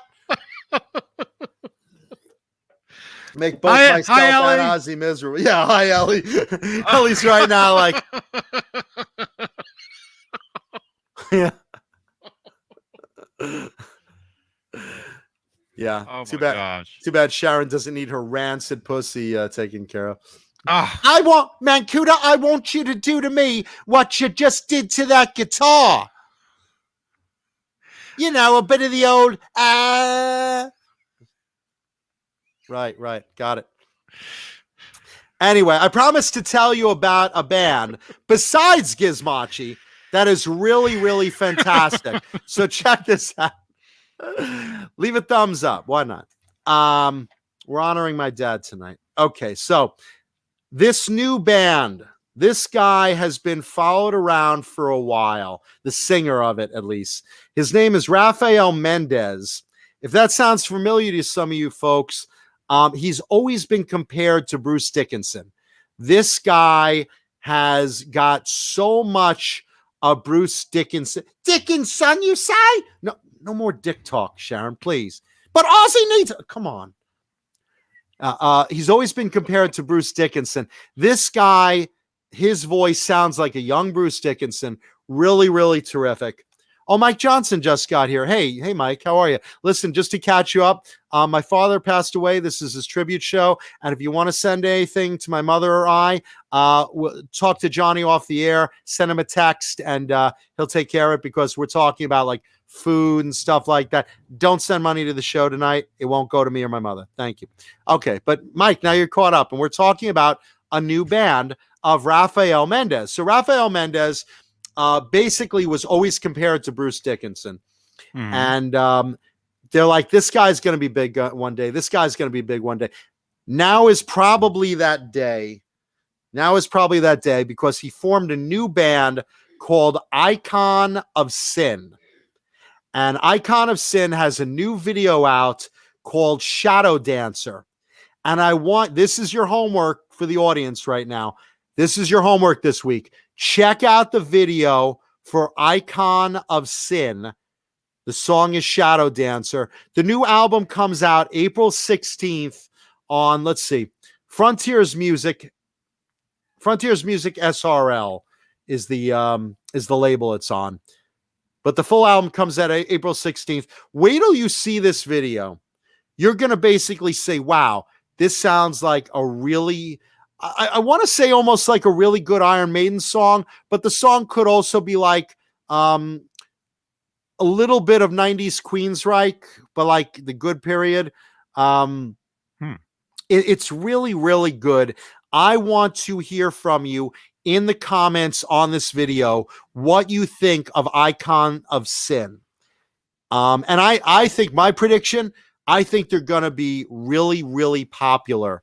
So when all of this pandemic shit gets done, and tours start forming, I'm sure someone will pull them as the opening act for one of the bigger bills, when someone goes out on the road and we get back to normal. Icon of Sin, it's a cool video. I mean, it's got ninjas and girls and all sorts of fun stuff, but the song is really great and the vocals are really great. You'll swear it's Dickinson, but he's not like trying to make like an Iron Maiden cover band or anything like that. It just happens. Look, this is my voice. It's like, when back in the 80s, when Queensryche was going around and you had Crimson Glory with Todd LaTorre, who happened to sound just like Jeff Tate. It wasn't people saying, hey, they're trying to imitate Queensryche. Crimson Glory was Crimson Glory. Queensryche was Queensryche. And eventually, by coincidence, Todd LaTorre happened to join Queensryche as their frontman after Jeff Tate left, because he sounded like him.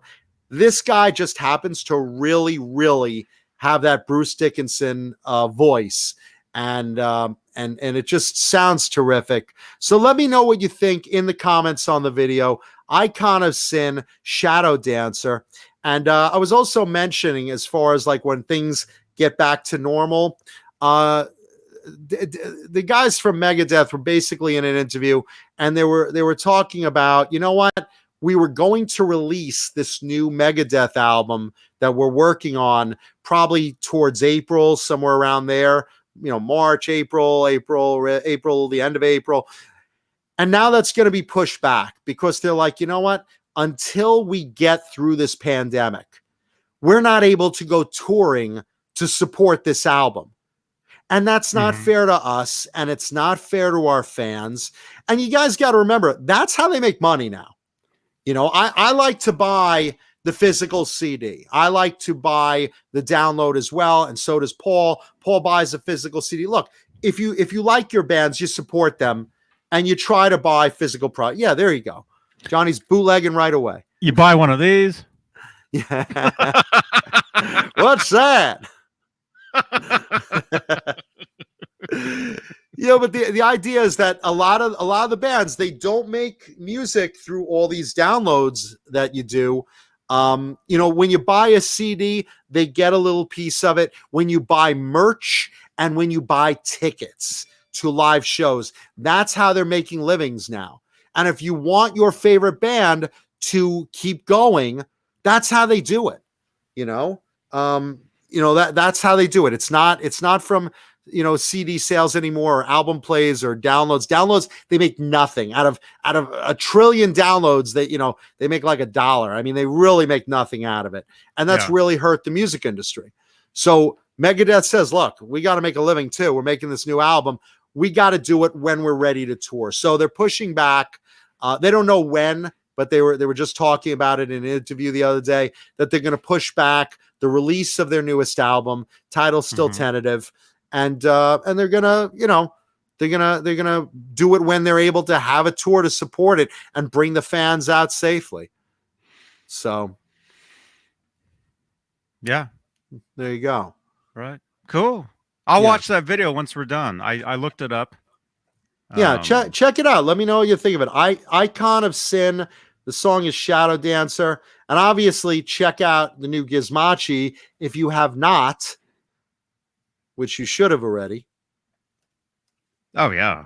Because I talk about it every week. So you should have it drummed into your head right now. And don't forget, tomorrow is the Cliff Burton Day live stream, Metallica live stream for celebrating Cliff's 59th birthday. Live stream 7 p.m. Pacific on Twitch. So that's 10 p.m. Eastern Standard Time. Check it out. There's a lot of guests. Should be very cool from all the early Metallica days. And I think it'll be probably a real nice tribute. I loved Cliff Burton. I thought he was terrific. Monster bass player, really the heart of Metallica for the first 3 albums. And I was blessed enough to see him live. Incredible performer. So, awesome. That's tomorrow. And look, everyone else, like I said, this show is a tribute to my dad. Thank you all for bearing with me on this.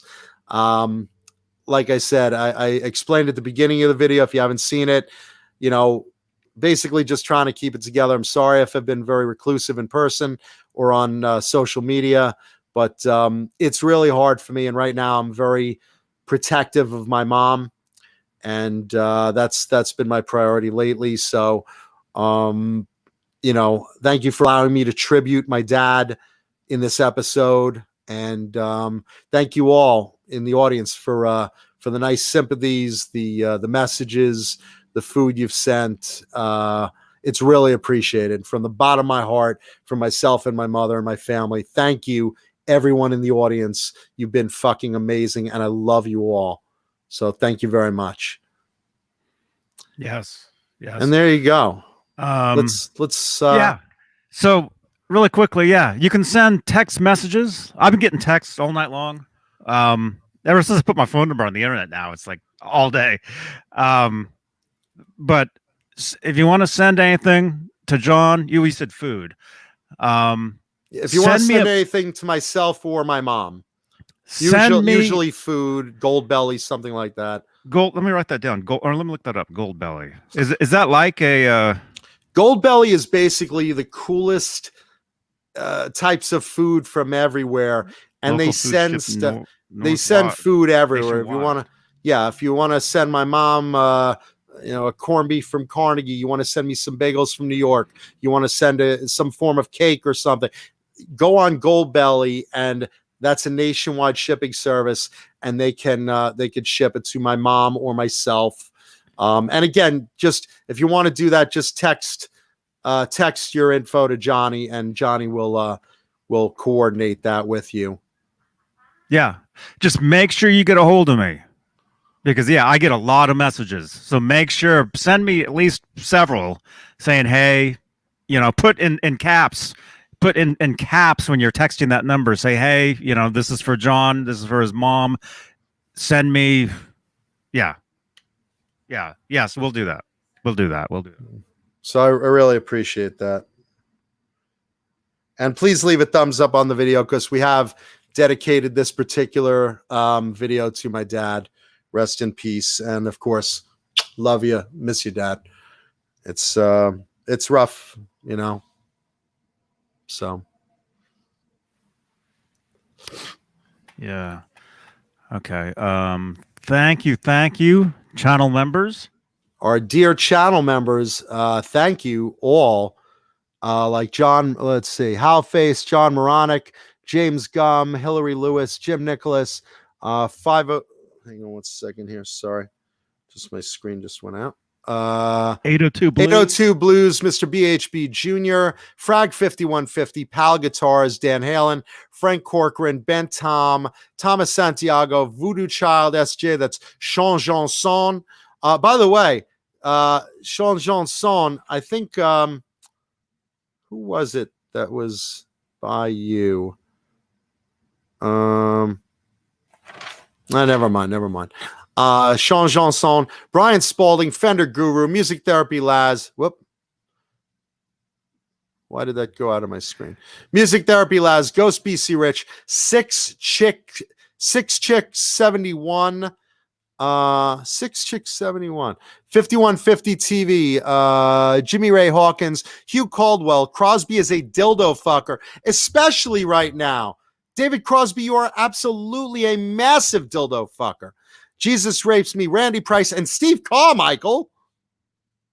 Let's also thank our other channel members like Charles Green, Fruitcake Tony, Michael the Captain Smith, David Ennis, Mike Neese, Richard Poole, Linny Lou and Mary, Gargets Entertainment, Kurt 5150, Susan Silvestri, Mickey Settlemeyer, Joe Christian, Nicole Mrazek, Sean Bolland, Wayno, Stephen Franklin, Will Starr, R. Habs, KXM Rock, David Shea Gomery, Bozique, Crazy Cook 678, Carol Hatcher, False Flag, Margaret Scranton, Sean Silas, Julia Baldessari, and Jarhead Rock. Our beloved channel members and everyone in the chat, thank you for watching another fun-filled episode of Talking Guitars and 80's Metal Live. Thank you so much, everybody. And Jeff T brings up, I'm not listed as a channel member. Is something wrong?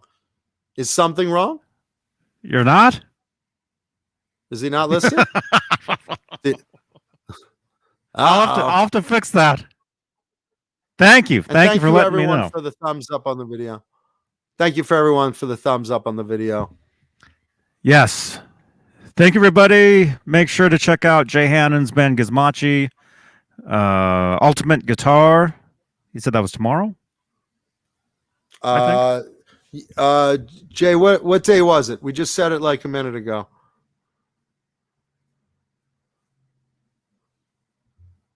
We just said it a minute ago. Rewind the video. He might not be here. Rewind the video. There's something good with Jay Hannon very soon, so check that out. Just rewind it like 5 minutes. We were talking about it. Yeah. Yes. And I'll see you guys Friday night, and then Saturday for Saturday Night Live with John Biel. And then we'll do this all over again next Tuesday. And I love everyone in the audience. And Mom, I know you're watching. Much love to you. I love you. Blue Rhino, your grandson loves you. And we all love Dad up in heaven right now. So Rest in Yes. peace to my father. Yes. My condolences. Thank you. Thank you, everybody. All right. Good night, everybody.